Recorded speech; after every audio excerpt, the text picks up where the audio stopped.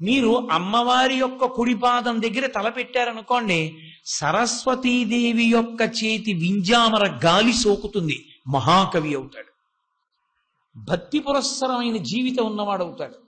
అమ్మవారి ఎడం పాదం దగ్గర మీరు తలపెట్టారనుకోండి, లక్ష్మీ కటాక్షం అబ్బుతుంది.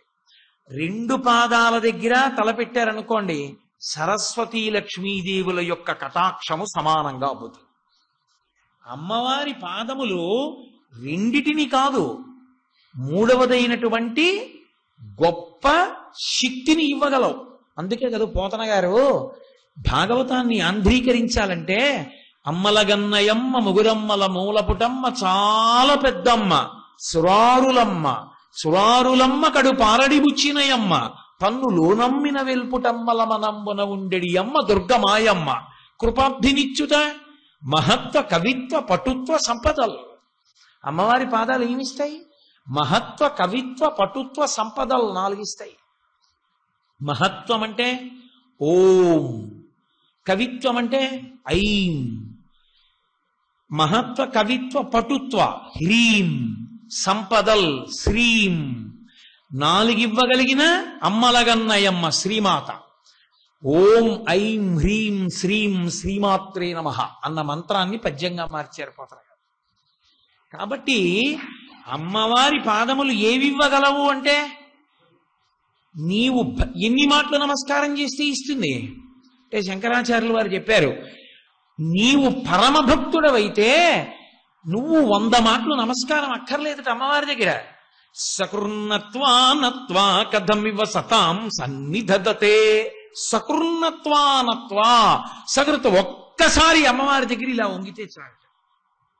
ఏ కారణం చేత వంగా వదిలేయి, అమ్మవారి పాదములు పట్టుకున్నావా ఇచ్చేస్తుందంటే ఆవిడ. ఒక్కసారి వంగితే ఇచ్చేసింది ఆవిడ ఎంతమందికో. ఒకానొకప్పుడు కాళిదాస మహాకవి పెంకితనం చేశాడు. ఉజ్జయిన్లో మహాకాళి బయటికి వెడుతుంది, ఊరంతా కాపలా కాయడానికి రాత్రి. తన భార్య చెప్పిన మాటకి లోపలికి వెళ్ళి తలుపు వేసేసుకున్నాడు. అమ్మవారు వచ్చింది, తలుపు తీయండి. ఆవిడ తీసుకోలేదా? ఆయనకున్నటువంటి దృఢదీక్షని చూడాలనుకుంది. తలుపు తీయండి. నే తీనన్నాడు. ఎందుకు తీయవు? నాకు విద్య అన్నం రాదు, విద్య చదువు కావాలి, నాలుక పెట్టు బయటికి. ఎంత అమాయకుడో చూడండి, తలుపు ఓరగా తీసి నాలుక బయటెట్టాడు. ఆవిడ ఆయన నమ్మకాన్ని మెచ్చుకో, నేనున్నాను ఇవ్వగలనని నమ్మాడు. నన్ను మోసం చేయడం కాదు, తలుపు తీసుకోవడం ఆవిడికి రాదండి, ఆవిడే తలుపులమ్మ తల్లి. కానీ ఆయన నమ్మకాన్ని చూసింది. ఎడం చేత్తో పట్టుకుని నాలుక ముందుకు లాగి కుడి చేత్తో బీజాక్షరాలు రాసింది. రాయగానే కాళిదాసు తలుపు తీశాడు. వచ్చినది ఎవరు? కాళీస్వరూపం. ఆయనకి ఎలా కనపడింది? శ్రీ విద్యాతంత్ర పరిపూర్ణ స్వరూపంగా భాషించి.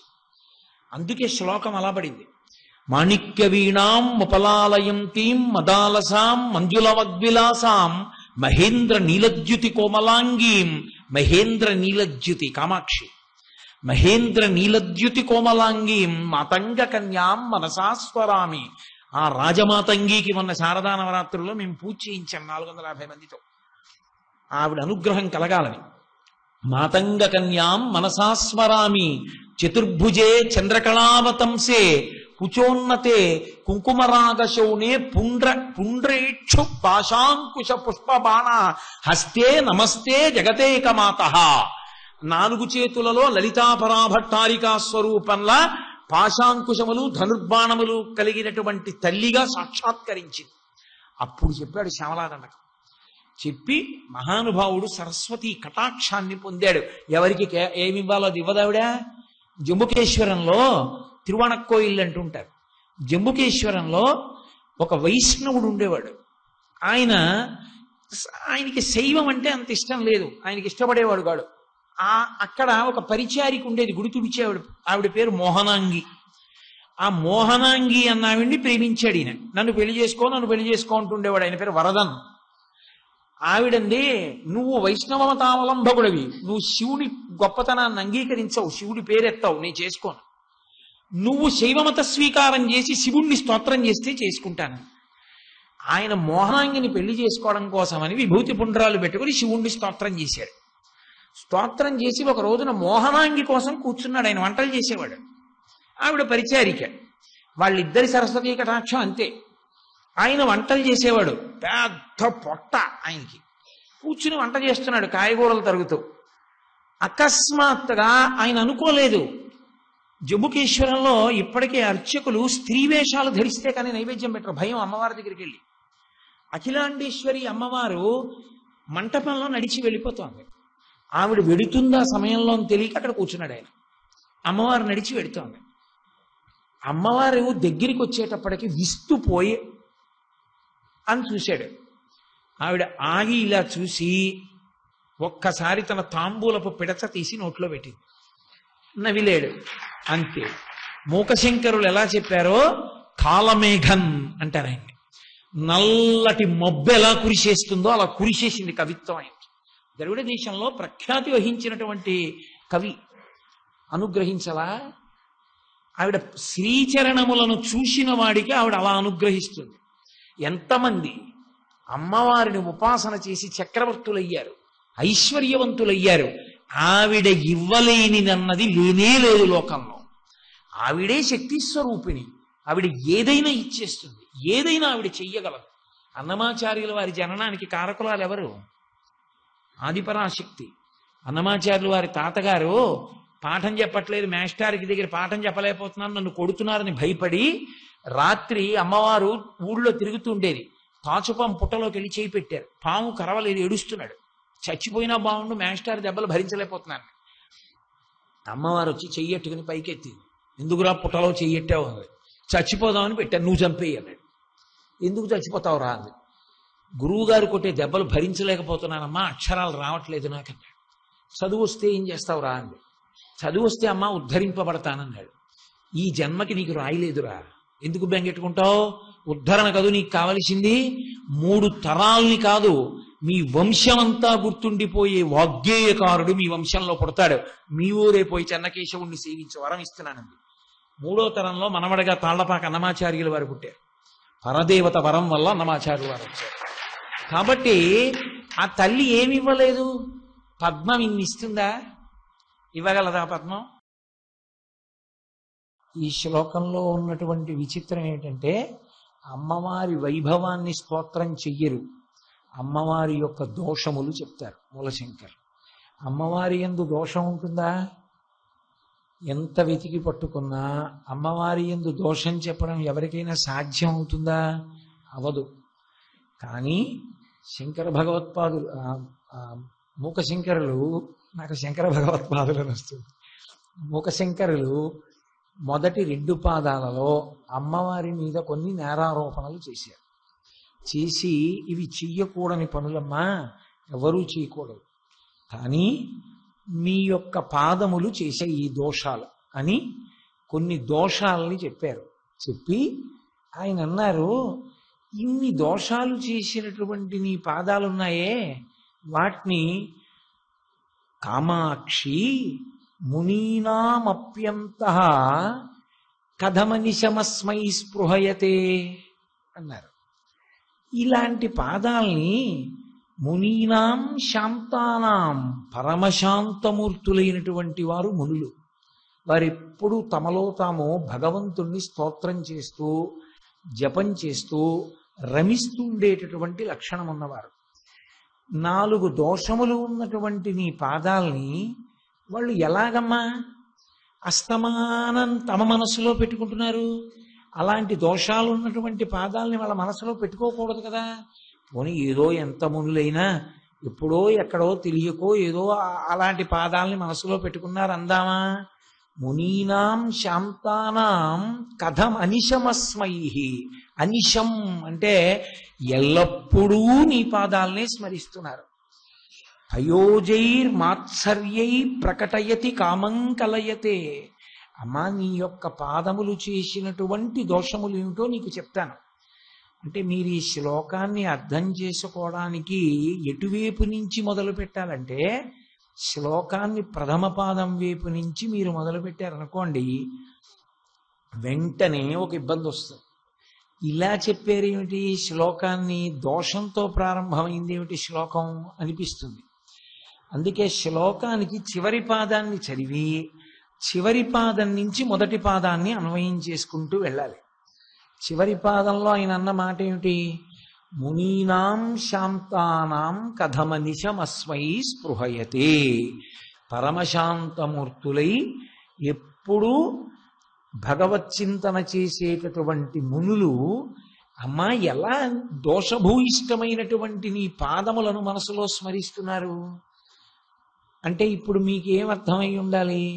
మునులు దోషములు కలిగినటువంటి వాటిని తమ మనసులోకి రానివ్వరు కదా.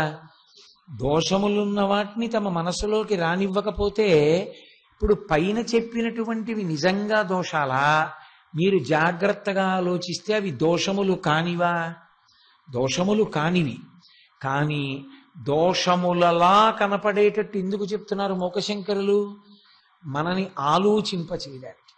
ఆలోచింపచేసి తీర్పు చెప్పేటప్పుడు చిట్ట చివరి పాదానికి సరిపోయేటట్టుగా తీర్పు చెప్పాలి. కథమనిశమస్మై స్పృహయతే. కథం అంటే ఎందుకు, ఎప్పుడు, ఎలా ప్రశ్న వేస్తున్నారు. ఎందుకమ్మా మహర్షులు ఎప్పుడు నీ పాదాలు స్మరిస్తారు, మునులు ఎప్పుడు నీ పాదాలు స్మరిస్తారు ఎందుకు అంటే ఎందుకు స్మరిస్తారు అన్న కోణంలో శ్లోకాన్ని చెప్పాలి. అప్పుడు అది దోషం కాదు, అమ్మవారి యొక్క గొప్ప గుణముల కింద మారుతుంది. ఇప్పుడు చివరి పాదంలో మునులు ఎప్పుడూ నీ పాదములను ఎందుకు స్మరిస్తారమ్మా అని మూకశంకరులు వేసిన ప్రశ్నని ఆధారం చేసుకుని ఇప్పుడు చదవండి.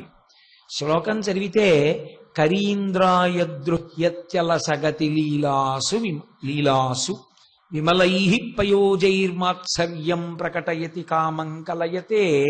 పక్కన పెట్టండి, రెండో పాదంలోకి వెళ్ళిపోతుంది. కరీంద్రాయదృహ్యత్యలసగతి అంటే అమ్మవారి యొక్క పాదములను వర్ణిస్తున్నారు అనేటటువంటిది నిస్సందేహం. ఏమిటి అమ్మవారి పాదాల మీద మొదటి ఆరోపణ? నీ పాదములు ద్రోహం చేసే. ద్రోహం చేయడం తప్పు కదా. ద్రోహబుద్ధి కలిగినటువంటి వాళ్ళని, వేరొకరికి ద్రోహం చేసే వాళ్ళని మునులు మనసులో స్మరించారు. అమ్మా నీ పాదములు ద్రోహం చేసే. దృహ్యతి అంటే ద్రోహం చేయడం. ఎవరికి ద్రోహం చేసాయి? కరీంద్రాయ, అమ్మా ఏనుగుల యొక్క రాజుకి, అంటే ఏనుగులన్నిటికీ అని దాని అర్థం. ఇప్పుడు అన్నిటికన్నా గొప్పదైన ఏనుగుల యొక్క రాజుకే ద్రోహం చేస్తే ఇక ఏనుగులన్నిటికీ చేయడం పెద్ద కష్టమా? చేసినట్టే. అమ్మవారి యొక్క దర్శనాన్ని పాదంతో మొదలు పెట్టకూడదు అని ఒక విషయం. ఎందుకనంటే భగవంతుడు స్త్రీయా పురుషుడా నపుంసకుడా ఈ వివక్ష ఉండదు.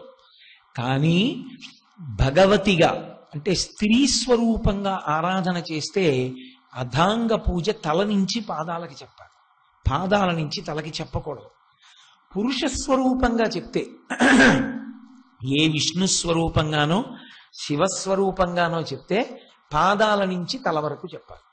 అర్ధనారీశ్వర స్వరూపం అయితే అందులో మరి శివపార్వతులు ఇద్దరు ఉంటారుగా, అప్పుడు తల నుంచి పాదాలకో పాదాల నుంచి తలకో ఏదైనా పర్వాలేదు. మరి ఇంత శాస్త్రం తెలిసిన మూకశంకరులు అమ్మవారి పాదాల దగ్గర మొదలెట్టచ్చా శ్లోకం? కరీంద్రాయదృహ్య అల్లసగతి లీలాసు అంటే ఆమె పాదాల గురించి చెప్తున్నట్టు కాదు, ఏనుగు నడకలకి ద్రోహం చేసిన అమ్మవారి పాదాలే. మరి పాదం గురించి చెప్పచ్చా? చెప్పచ్చు. ఎందుకు చెప్పచ్చో తెలుసా? ఆ తరువాతి శ్లోకాల్లో పాదాల దగ్గర మొదలెట్టి పై వరకు వర్ణిస్తే దోషం. ఆ ఒక్క శ్లోకమే చెప్పి మిగిలిన పై శరీర వర్ణన చేయకుండా ఇంకొక విషయం చెప్పేస్తే తప్పు కాదు. దాన్ని తప్పు అనరు. ఆది అని సంస్కృతంలో ఒక మాట. ఆది అంటే నేను నిలబడ్డాను అనుకోండి, ఆది ఎక్కడ? ఇక్కడ ఆదా, ఇక్కడ ఆదా.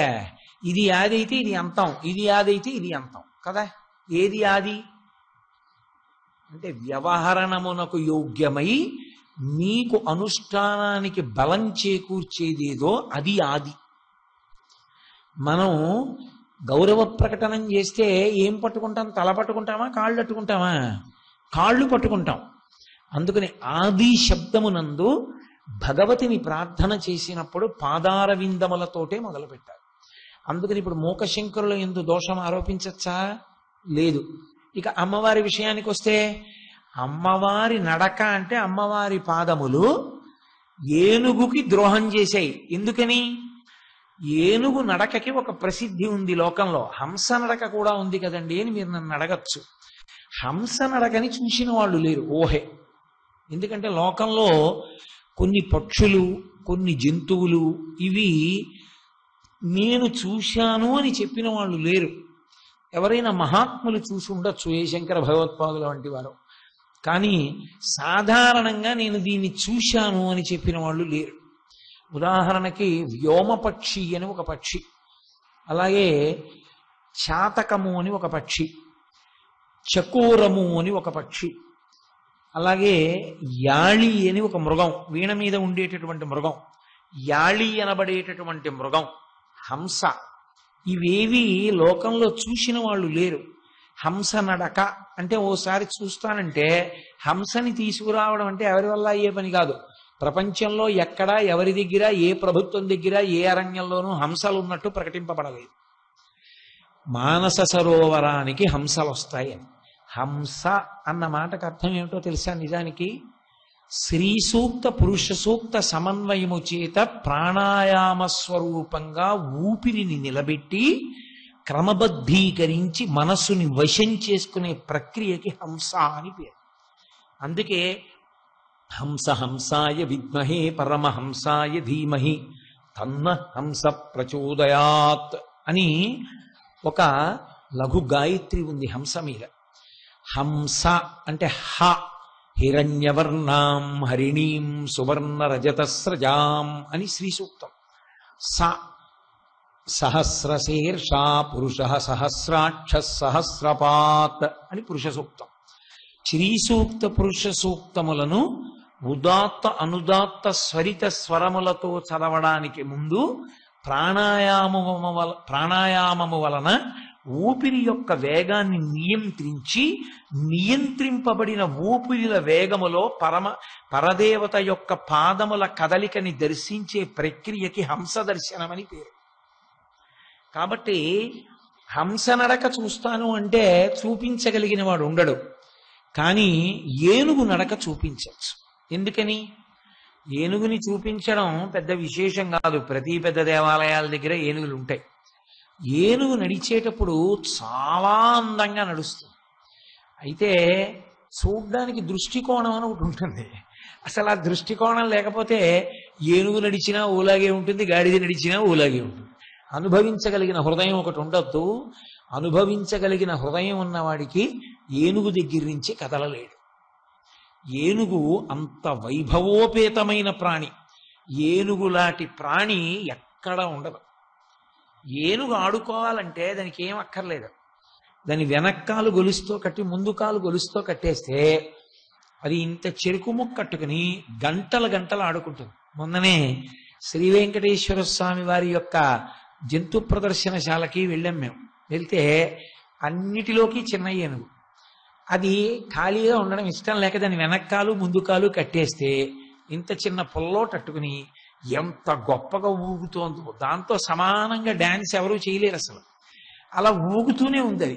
మధ్య మధ్యలో దానికి చికాకు వస్తే ఎదురుగుండా ఉన్నవాడిని ఆ పొల్లెట్టి కొడుతోంది విసిరి. ఏనుగు అంత గొప్పగా ఉంటుంది. దాని లక్షణం అది, ఆ ఏనుగుది. అసలు ఆ ఏనుగు పురాణంలో ఎన్ని చోట్ల చెప్పబడుతుందో. గజేంద్ర మోక్షణం అని దాని మీద ఒక పెద్ద ఆఖ్యానమే ఉంది కదా. కాబట్టి ఆ ఏనుగు యొక్క నడక చాలా గొప్పది. ఏనుగుకి ద్రోహం అమ్మవారు చేసింది అని పురాణంలో ఎక్కడా లేదు. అమ్మవారు ఏనుగులకి ద్రోహం చేసిందని కానీ, ఏనుగుల్ని రక్షించిందని కానీ అలా ఏం లేదు. ఏనుగుకి ద్రోహం చేసిన వాడు ఆవిడ భర్త. ఎందుకని? గజాసుర సంహారం ఆయన చేశాడు. ఏనుగు రూపంలో ఉన్నవాడే గజాసురుడు. ఆ గజాసురుడితో యుద్ధం చేసి చికాకొచ్చి ఆయనకి అకస్మాత్తుగా గుర్తొచ్చింది, ఏమిట్రా ఈ టైం వేస్ట్ పనులు, వీడితో యుద్ధం ఏమిట్రా నాకు అని త్రిశూలాన్ని తీసుకొచ్చి ఇలా పొడిచాడు. గుచ్చుకుంది బాగా. ఇలా పైకెత్తి త్రిశూలాన్ని పక్కన పెట్టుకుని ఆ పైన వాడు గింజుకుంటున్నాడు ఊడి పడలేక. నీ పని ఇది, నా పని అదని ఆయన ధ్యానం చేసుకుంటున్నాడు. అప్పుడు వాడు గింజుకున్న కొద్దీ నెత్తురు కారిపోయింది త్రిశూలంలోంచి. చచ్చిపోయే ముందు పరమేశ్వరుడు తన వంక చూడాలంటే ఏం చేయాలి? సామవేదం పాడాడు వాడు. సామవేదం పాడితే ఆయన తలెత్తి చూశాడు. అది అసుతోషుడు అంటే. ఇంత తప్పు చేసిన వాణ్ణి సామగానానికి తలెత్తాడు. అందుకే సంగీతం సామవేదాంతర్గతం. సామ అంటే శాంతి అని. శిశుర్వేత్తి పశుర్వేత్తి వేత్తిగాన రసంఫణి, అది శాంతికారకం సంగీతం. కాబట్టి ఆయన ఇలా పైకి చూశాడు. చూసి అబ్బా చాలా బాగా పాడేవురా సామగానం, ఏం కావాలన్నాడు. అయ్యా మీరు నన్ను ఎక్కడ చంపేశారో అక్కడ ఒక లింగస్వరూపంతో వెలియండి, నా తోలు ఒలిచి కట్టుకోండి, నా పేరు మీద మీరు కృత్తివాసేశ్వరుడు అనబడాలన్నాడు. అంటే కృత్తివాసేశ్వర లింగము అని కాశీపట్టణంలో ఒక అద్భుతమైన శివలింగం. హరిప్రసాద్ గారు మేమందరం వెళ్ళి దర్శనం చేసి వచ్చాం కూడా. చాలా బాగుంటుంది ఆ దేవాలయం, పరమ పరిశుభ్రంగా ఉంటుంది. కాబట్టి ఏనుక్కి ద్రోహం చేసిన వాడు పరమేశ్వరుడు. పైగా అసలు పరమేశ్వరుడు తన భార్యకు గొలుసుకొన్నట్టు కానీ ఓ చీరట్టుకొచ్చినట్టు కానీ ఏ పురాణంలో లేదు, ఎక్కడా లేదు. ఆయన అంటూ తెచ్చింది ఒకే ఒక్క నగ ఉంది అమ్మవారి కోసం. ఆవిడికి లేక కాదు, ఆవిడే చింతామణులకు చింతామణి, దరిద్రాణం చింతామణి గుణనిక, జన్మజలధౌ నిమగ్నానాం దంస్ట్రా మురరిపు వరాహస్య భవతి అంటారు శంకరులు. అటువంటి తల్లి ఆవిడికి లేక కాదు, కానీ ఆయన తేవడమన్న ప్రీతోటి ఉంటుంది కదూ. ఎప్పుడు చీరన్నా వెళ్ళి ఓ తెచ్చుకోవాలి నీ ఇష్టం అండమే, కానీ పద నేను వస్తాను అంటే పురుషుడు. అలా ఓసారి వెళ్ళి ఇది నీకు బాగుంటుందో అంటే ఆవిడికి పెద్ద పండగ, ఆ చీర దాచుకుంటుంది. ఇది మా ఆయన వచ్చి కొనిపెట్టిన చీర అని. ఎందుకని ఆయన ఎప్పుడన్నా వెడితే కదూ, వెళ్ళాడా కొన్నాడా. పరమశివుడు అమ్మవారికి తెచ్చాడని లేదు, ఆయన తెచ్చిన నగ ఒక్కటే.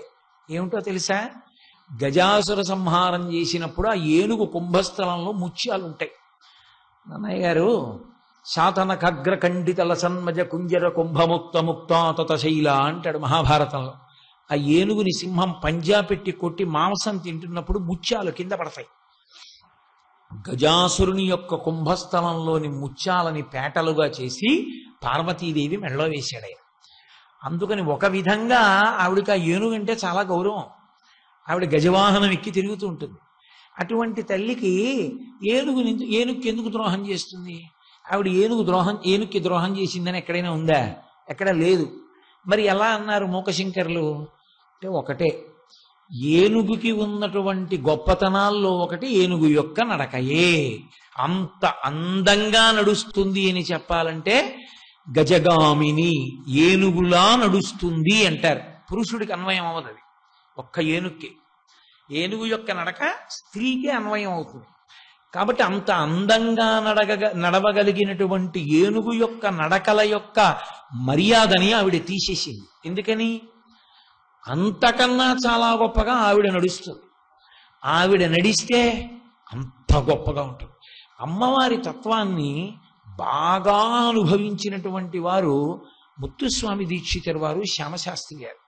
ఎందుకంటే ఒక్కొక్కసారి శ్యామశాస్త్రి గారి యొక్క చెల్లెలి రూపంలో వచ్చి నైవేద్యం పెట్టిన పాయసాన్నం అడిగి తినేసింది ఆవిడ. రోజున ఇంటికి పట్టుకెడుతుండేవారు ఆయన. వచ్చి అన్నయ్య నేను పట్టుకెడతాను పాయసం, ఎవరో వచ్చారు ఇలా ఇయ్యంది. ఆయన గిన్నె ఇచ్చారు. ఆవిడ శుభ్రంగా ఆలయ గోపురం దగ్గర కూర్చుని తింటోంది. వచ్చిన వాళ్ళు చూసి ఏమిటి ఇలా తినేస్తోంది పిల్ల అనుకున్నారు. శ్యామశాస్త్రి గారు ఇంటికి వెళ్ళారు. ఎరా ప్రసాదం ఇది అన్నారు. చెల్లి పట్టుకొచ్చిందే అన్నారు. ఏం చెల్లి పట్టుకొచ్చింది? చెల్లి ఇంట్లోనే ఉంది, ఎవరు పంపించారు చెల్లిని గుడికి అన్నారు. శ్యామకృష్ణ సహోదరి అని రాసుకున్నారు ఆయన అమ్మవారు. ఆయన దగ్గర ఆరగించింది తల్లి. అసలు శ్యామశాస్త్రి గారే కామాక్షి వరప్రసాదం. అందుకే కామాక్షి ఎప్పుడు తాంబూల చర్వణం చేస్తుంది, శారద కూడా చేస్తుంది. అసలు ఏదో అండమే కానండి కామాక్షి శారద అని, తత్వత అన్ని ఒకటే, పేరు లేదో. ఇప్పుడు మూకపంచశరి చెప్పాను అనుకోండి కామాక్షి అంటాను. మీరు వచ్చే ఏడాది పిలిచినందుకు శారదా భుజంగం చెప్పన్నారు అనుకోండి, శారదా శారదా శారదా అంటారు. ఈయన పార్టీ మార్చాడు అనుకోకూడదు మీరు. నన్ను ఏం చెప్పమంటే అందులో ఉన్న పేరు చెప్తానంతే, నేను మార్చి చెప్పకూడదు, తప్పది. కాబట్టి కామాక్షి ఒకరు శారద ఒకరు కాదు, రెండూ ఒకటే. కాబట్టి ఆ తల్లి తాంబూల చర్వణం చేస్తూ ఉంటుంది. శ్యామశాస్త్రి గారు ఎప్పుడూ తాంబూల చర్వణం చేసేవారు. ఒకసారి గురువు గారి పంచె మీద పడింది ఆయన తాంబూలపు ఉమ్ము. ఆ హడిలిపోయి గబగబా తుడిచేపారు శ్యామశాస్త్రి గారు. గురువు గారు అన్నారు, ఆయన్ని కామాక్షి అని పిలిచేవారు. రే కామాక్షి, ఎప్పటికైనా ఆ ఉమ్ము నా మీద పడాలని నీకు పాఠం చెప్పాను రా, తొడవకు, ఈ పంచె దాచుకుంటానన్నారు. అంతటి మహాత్ముడు శ్యామశాస్త్రి గారంటే.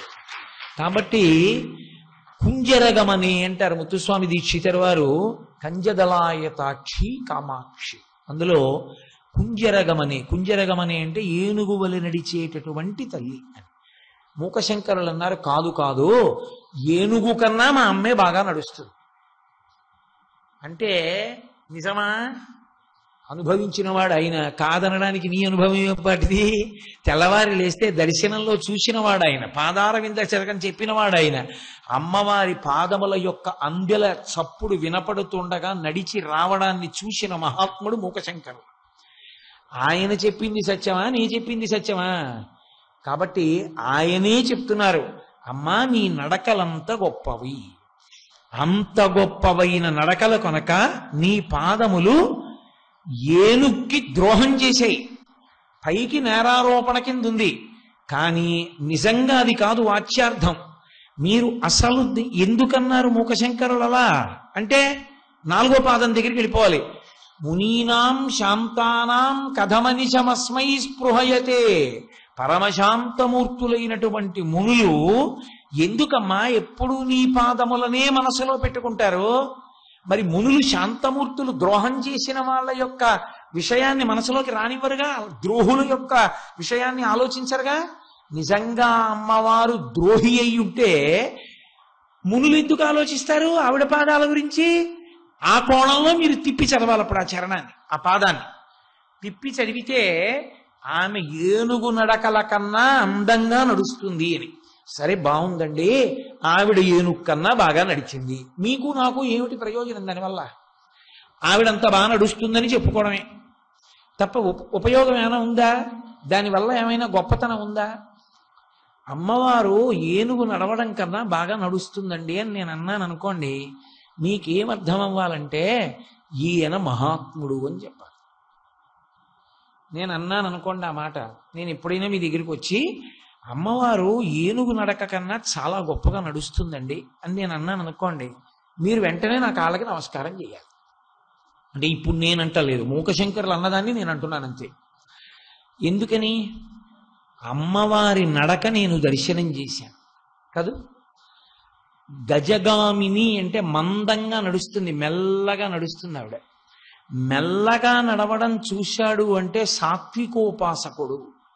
పరమశాంతమూర్తి అయినటువంటి అమ్మవారి నడకలని తన ఊపిరులలో చూస్తున్నాడు, ప్రాణాయామంలో, జపంలో, ధ్యానంలో దర్శనం చేస్తున్నాడు. అంటే ఎవరు చెప్పాడో వాడు మహాత్ముడని గుర్తు, ఆయనకు ఆ దర్శనమైంది అని గుర్తు. మరాళి మందగమన దర్శనాన్ని చేశాడు అని. ఇప్పుడు అమ్మవారు వేగంగా నడుస్తుంది, ఒక్కొక్కసారి చాలా వేగంగా నడుస్తుంది, చాలా వేగంగా నడుస్తుంది, దూకుతుంది, కుప్పిస్తుంది. ఆవిడ ఉగ్రమైనటువంటి స్వరూపంతో సింహాల మీద వాటి మీదకి ఉరికి త్రిశూలంతో అనేకమైనటువంటి ఆయుధాలతో పోరాటం చేస్తుంది. అది దర్శనం చేశాడు అంటే గుర్తేమిటి? వాడు రాక్షసుడని గుర్తు. అలా ఎందుకు కనపడుతుంది? అలా నీకెందుకు కనపడాలి? అమ్మ శాంతమూర్తి. శాంతమూర్తి అయిన అమ్మ నీకు బుద్ధి ఉందా లేదా అని ఇలా చూపించింది అనుకోండి, అమ్మ తప్పు చేసిందా, నువ్వు తప్పు చేశావా? అమ్మ కోపంగా నీకు కనపడింది అంటే అసలు కోపమే లేని అమ్మ కోపం వచ్చినట్టుగా మాట్లాడవలసి వచ్చిందంటే నువ్వు సరైన మార్గంలో లేవని గుర్తు. అమ్మ, నాన్న ఎంతసేపు చదువుతావురా, కొంచెం కాఫీ తాగుపోని అంటూనే కనపడింది తప్ప మా అమ్మ నాకు ఇలా ఎప్పుడు కనపడలేదు, మా అమ్మ నన్ను కోపంగా ఎన్నడూ చూడలేదు అని నేను అన్నాను అనుకోండి, అసలు నేను ఎప్పుడూ మా అమ్మ కష్టపడేటట్టుగా ప్రవర్తించలేదు కదూ. ఖరీంద్రాయదృహ్యత్యలసగతి అని మూకశంకరులు అంటున్నారంటే, మూకశంకరుల యొక్క ఉపాసన ఎటువంటిది? అమ్మవారు పరమసాత్వికమూర్తి అయి దర్శనమిస్తోంది. అంటే ఆరాధన యందు నీ ఉపాసనలో సమయ మార్గాన్ని నువ్వు స్వీకరించాలి. స్వీకరించి పరదేవత యొక్క పాదముల కదలికని నువ్వు చూడగలగాలి. ఒకవేళ నువ్వు అలా చూడగలిగితే, ధ్యానంలో నీకు ఆ పాదములు కనపడితే, ఆ పాదములు కడిగినటువంటి నీటి చుక్క నువ్వు నోట్లోకి పుచ్చుకుంటే ఆ నీరేమిటో తెలుసా? అది సరస్వతీదేవి తాంబూల చర్వణం చేసినప్పుడు నోటిలో ఉన్న లాలాజలం బాగా ఎర్రబడినప్పుడు వచ్చినటువంటిది తాగితే ఎటువంటి శక్తో, అమ్మవారి పాదములు కడిగిన నీళ్లు తాగితే అంతే శక్తి. అది నీకిక మళ్ళీ జన్మ రావలసిన అవసరాన్ని తీసేస్తుంది. అందుకే శంకరులు సౌందర్యలహరి చేస్తూ కథాకాలే మాత కథయ కలితాలక్తకరసం పిబేయం విద్యార్థి తవ చరణ నిర్మీజన జలం ప్రకృత్యా మూకానామపి చ కవితా కారణతయా కథా దత్తే వాణి ముఖ కమల తాంబూల రసతాం అన్నారు. వాణీ తాంబూల రసతాం. వాణి అంటే సరస్వతి. సరస్వతీదేవి చేసేటటువంటి తాంబూల చర్వణము వలన నోటిలో వచ్చేటటువంటి ఎర్రని లాలాజనము ఎంత శక్తివంతమైనదో, దాన్ని తీర్థంగా పుచ్చుకున్నవాడు ఎంతటి మహాకవి అవుతాడో, అమ్మవారి పాదములు కడిగినప్పుడు ఆవిడ పాదములకు ఉన్నటువంటి లత్తుక కరిగిన నీళ్లు తాగినవాడు అంత గొప్పవాడవుతాడు. కాలడి శంకర హృదయ నివాసిని అయినటువంటి శంకర భగవత్పాదులు అంత గొప్పదనలేదు.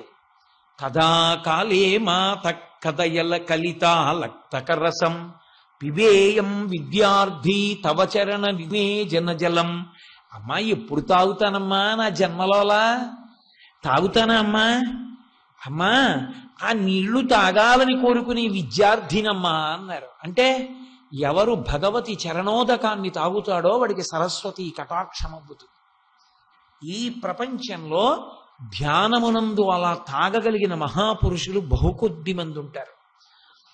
దానికి తేలిక మార్గం సువాసిని పూజలో పరదేవతా స్వరూపిణి అయిన సువాసిని పాదోదకాన్ని తాగడమే. అదొక్కటే తేలిక మార్గం. కాబట్టి అటువంటి పాదములు జగజ్జనని పాదములు, ఆ తల్లి పాదముల యొక్క కదలిక అంటే అలా ఉంటుంది. ఆ పాదములకు పెట్టుకున్నటువంటి మంజీరముల ధ్వనులు ధ్యానంలో వింటారు. అవి వినపడతాయి వాళ్ళకి. అలా వినపడితే ఏమవుతుందంటే బయట తిరిగేటటువంటి ఇంద్రియములన్నీ వెనక్కి వెళ్ళిపోతాయి. వెళ్ళిపోతే సమాధి స్థితి ఎందుంటాడు. ఏమవుతోంది? ఏది చుట్టూ నడుస్తోంది? ఎవరు పిలిచారు? ఏం మాట్లాడుకుంటున్నారు? ఏమీ తెలియదు. ఏమీ తెలియని స్థితిలో శ్రీశైల శృంగకు హరేషు కదోపలప్స్యే గాత్రం యదామ మలతాహ పరివేశయంతి కర్ణే యదాహ విరచయంతి ఖగాశ్చ నీడాస్ అంటారు. అందుకే బాగా ధ్యానానికి అలవాటు పడిపోయినటువంటి వాళ్ళు కించిత్ అస్వస్థతకి గురవుతూ ఉంటారు కూడా. కారణం ఏమిటో తెలుసా? ఆ ఊపిరి నియంత్రణం అలవాటు అవుతుంది. ఆ ఊపిరి నియంత్రణం అలవాటైన కారణం చేత బాహ్యంలో ఉన్నప్పుడు కూడా తరచు పరధ్యానంలోకి జారిపోతూ ఉంటారు. 4 మాటలు మాట్లాడడం, మళ్ళీ పరధ్యానంలోకి వెడుతూ ఉండడం, మళ్ళీ మాట్లాడుతూ ఉండడం, అలా చేస్తూ అందరికన్నా కొంచెం ఏదో విచిత్రంగా ఉన్నట్లుగా కనపడతారు. 2 తరచు కోప్పడతారు. అందుకే ధ్యానావస్థలో ఉందాము అనుకున్నటువంటి వాడి జోలికి వెళ్ళకూడదు. అది వెళ్ళడం ప్రమాదకరం. ఎందుకంటే ఆయన మంచి ధ్యానంలో ఉండగా మీరు ఇబ్బంది పెట్టారనుకోండి, చటుక్కున కోపం వస్తుంది. కోపం వచ్చేదని అన్నాడు అనుకోండి, అవుతుంది. వెళ్ళకూడదు. అందుకని ధ్యానంలో ఉన్నవాడిని బహిర్ముఖుణ్ణి చేయకపోవడానికి కారణం ఏంటంటే ఆయన ఆ సంతోషాన్ని పొందుదాం అనుకున్నప్పుడు అలా విడిచిపెట్టారు. అందుకే ఊరు మధ్యలోనో ఓ ఇంట్లోనో కూర్చుని నేను ధ్యానం చేస్తానంటే చెప్పి చెయ్యాలి. చెప్పకుండా ఎక్కడ చెయ్యాలంటే అందరూ పడుకున్నప్పుడు యా నిశా సర్వభూతానాం తస్యా జాగ్రత్త సంయమి యస్యా జాగ్రత్త భూతాని సా నిశాః పశ్యతో మునీః అంటాడు భగవద్గీతలో గీతాచార్యుడు. అందరూ నిద్రపోతూ ఉండగా ఎవ్వరూ అక్కడికి వెళ్ళరన్న ప్రదేశాలను ఎంచుకుంటూ ఉంటారు. సందర్భం వచ్చింది కాబట్టి చెప్తున్నాను. మా గురువు గారు సముద్రపు ఒడ్డున ఉండేటటువంటి బండరాళ్ల మధ్యలోకి వెళ్ళి రాత్రి 10 గంటల వేళ ఎవ్వరికీ కనపడకుండా కూర్చుని పంచాక్షరి జపాన్ని మొదలు పెడితే మరునాడు సూర్యోదయ కిరణాల వేడికి లేస్తారు, లేచి వస్తూ ఉంటారు. ఆయన శిష్యరికంలో ఉన్నవాణ్ణి కాబట్టి నాకు ఒక్కడికే తెలుసు. గురువుగారు అలా వెడతారు, వెళ్ళి అలా ధ్యానం చేస్తారు. ఎంత నిర్భయుడంటే మా గురువుగారు, ఆయన ఒకసారి నేను ఆయన శ్మశానానికి వెళ్ళవలసి వచ్చింది. మా అమ్మగారు శరీరం విడిచిపెట్టినప్పుడు ఏదో పదార్థం ఆలస్యమైంది. ఆయన అన్నారు, రేయ్ తేవడానికి 1 గంట పడుతుంది, నేను పడుకుంటాను, తర్వాత లేపు అన్నారు. ఇక్కడ పడుకోవడం ఏమిటి గురువుగారు అన్నారు. ఇక్కడ పడుకోవడం ఏమిటిరా, పడుకుంటాను, ఏం చేయను, ఖాళీ కదరా, నాకు ఇప్పుడు ఏముంది పని అని ఓ పుల్ల ముక్కోటి తీసుకుని అక్కడ పుర్రు ఉంటే దాన్ని తోసేస్తే ఎంత దూరం వెళుతుంది, అంత దూరం వెళ్ళింది. ఆయన పై తుండు తీసి వేసుకుని శుభ్రంగా గాఢ నిద్రపోయారు. ఏదో పదార్థం ఏదో వచ్చాక లేపాను, గురువుగారు లేచారు. లేచాక నేను ఉండబట్టలేకన్నాను, గురువుగారు ఇక్కడ నిద్ర ఎలా పట్టిందండి మీకు అన్నాను.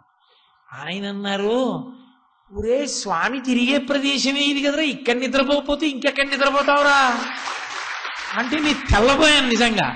అది పరమేశ్వర భక్తి అంటే అలా ఉంటుంది, ఆ దీక్ష నమ్మకం అలా ఉంటుంది. మహానుభావుడి చేతిలో 5 శివలింగములను పెట్టి అభిషేకం చేస్తుంటే చూడాలి ఆయన తేజస్సు ఏమిటో. పైకి చెప్పరు, ఎవరితో మాట్లాడరు కాబట్టి ఆయన గురించి తెలియదు. అటువంటి మహాపురుషుడి దగ్గర మంత్రోపదేశం పొందడం నా అదృష్ట హేతు నా జీవితంలో. కాబట్టి నేను ఎందుకు మనవి చేస్తున్నానంటే, ధ్యానమునందు దర్శనం చేస్తారు మహాభక్తులైనటువంటి వారు. ఆ తల్లి పాదములు కనపడ్డాయా, ఇక మళ్ళీ పుట్టవలసిన అవసరం ఉండదు. కాబట్టి అమ్మా, నీ పాదములు ఏనుగుల యొక్క నడకలకు ద్రోహము చేయిస్తున్నాయి. ఇప్పుడు చెప్పండి, అది నేరారోపణమా, అమ్మవారి యొక్క వైభవ కీర్తనమా? వైభవ కీర్తనము. వైభవ కీర్తనమని మీరు ఎప్పుడంటారు? అలా ఉందా అక్కడ శ్లోకంలో? లేదు. ఎక్కడి నుంచి వస్తే అవుతుంది మళ్ళీ? మునీనామప్యంత అన్న దగ్గర నుంచి మళ్ళీ వస్తూ ఉండాలి. మునులు ఎందుకు స్మరిస్తారు? మునీనాం శాంతానాం కథమనిశమస్మై స్పృహయతే అన్నదాన్ని తెచ్చి తగిలిస్తూ ఉండాలి. ప్రతి మాటకి దాన్ని తెచ్చి తగిలించి విచారణ చేస్తే ఎందుకన్నారో మూకశంకరులు అర్థమవుతుంటుంది. ఇప్పుడు కరీంద్రాయదృహ్యత్యలసగతి లీలాసు విమలై పయోజైర్మాత్సర్యం ప్రకటయతి. 2 ఆరోపణ చేస్తున్నారు. అమ్మా, విమలై, ఏమి చిన్న మచ్చ కూడా ఉండదమ్మా, అంత స్వచ్ఛంగా ఉంటుంది. ఏమిటది? విమలై పయోజై అంటే నీటి యందు పుట్టినది. నీటి యందు పుట్టినది తామర పువ్వు. తామర పువ్వు అంత అందంగా ఉంటుంది. పయోజైర్మాత్సర్యై ప్రకటయతి. నీ పాదమమ్మా అంత స్వచ్ఛమైనటువంటి తామర పువ్వుతో మాత్సర్య ప్రకటనం చేసింది. అంటే శత్రుత్వం, అసూయా ప్రకటనం చేసింది. తప్పు కదా? మరి తప్పు అయితే అమ్మా, అటువంటి పాదాన్ని ఇప్పుడు అక్కడ వరకే వింటే నేరారోపణ, మళ్ళీ చివరి నుంచి తీసుకురండి. మరి మునులు ఎందుకు స్మరిస్తున్నారు? తీసుకురండి, అర్థం మారిపోతుంది. మునులు ఎందుకు స్మరిస్తారా పాదాన్ని అంటే, మీకు ఎప్పుడైనా పద్మము అని నేను అన్నాను అనుకోండి, తామర పువ్వు అని, వెంటనే మీరు గుర్తుపెట్టుకోవలసినవి 5 లక్షణాలు ఉంటాయి దానికి. 1 వికసనము, అది బాగా విచ్చుకుని ఉంటుంది. 2 అందులోంచి వచ్చేటటువంటి సౌరభము, సువాసన. అది పుట్టేది బురదలో. వికసనమునకు కారణము సూర్యకిరణము. ఈ 4 కాకుండా దాని యందు తేనె ఉంటుంది. ఈ 5 కలిగినటువంటిది తామర, పద్మం. కువలయైహి అంటారు. అటువంటి తామర బురదలో పుడుతుంది. బురదలో ఉన్నటువంటి అన్నిటికీ బురద స్పర్శ ఉంటుంది. బురదలో పుట్టి బురదలో పైకి లేచి బురదలో మొగ్గగా ఉండి బురదలో విచ్చుకున్న తామర పువ్వు మీద చుక్క బురద ఉండదు. పైగా ఒక్క తామర పువ్వుకున్న లక్షణం ఏమిటో తెలుసా? దానితో కలిసి ఉన్న వాళ్ళందరూ ఎవ్వరూ కూడా గౌరవనీయమైనటువంటి స్థితిలో ఉన్నవాళ్ళు కారు. బురదలో బురదపా ఉంటుంది, బురదలో జలగ ఉంటుంది, బురదలో పురుగులు ఉంటాయి, బురదలో కప్పలు ఉంటాయి, బురదలో చేపలు ఉంటాయి. ఇందులో ఏవి గొప్పవి? గొప్పవేం కావివి. ఇవన్నీ తామర పువ్వుతో కలిసే పుడతాయి. అన్నీ తామర పువ్వుతో కలిసి పుడితే ఆ బురదలో పుట్టిన తామర పువ్వు ఒక్కటే సూర్యకిరణానికి విచ్చుకుంటుంది. దాని కడుపు నిండా తీయటి తేనుంటుంది. చిత్రం ఏంటంటే తమతోనే కలిసి పుట్టినటువంటి తామర పువ్వులో ఇంత తేనె ఉందని అక్కడే ఉన్న కప్పకి చాపకి తెలియదు. ఎవరికి తెలుసు? దూరంగా ఉన్న అడవిలోని భృంగానికి తెలుసు, సీతాకోక చిలుకకి. అది వస్తుంది దీనికోసం, వచ్చి దీని మీద వాలి దీనిలో ఉన్న తేనెని ఆ భృంగం తాగుతుంది. అరే మనతో కలిసి పుట్టింది, దీనికోసం సీతాకోక చిలుకలు వచ్చాయి, మన ఎవరి మీద వాలవు, దాని మీద వాలి ఏం తాగుతోందిరా అని ఒక్క మూర్ఖ కప్పకి చాపకి అర్థం కాదు.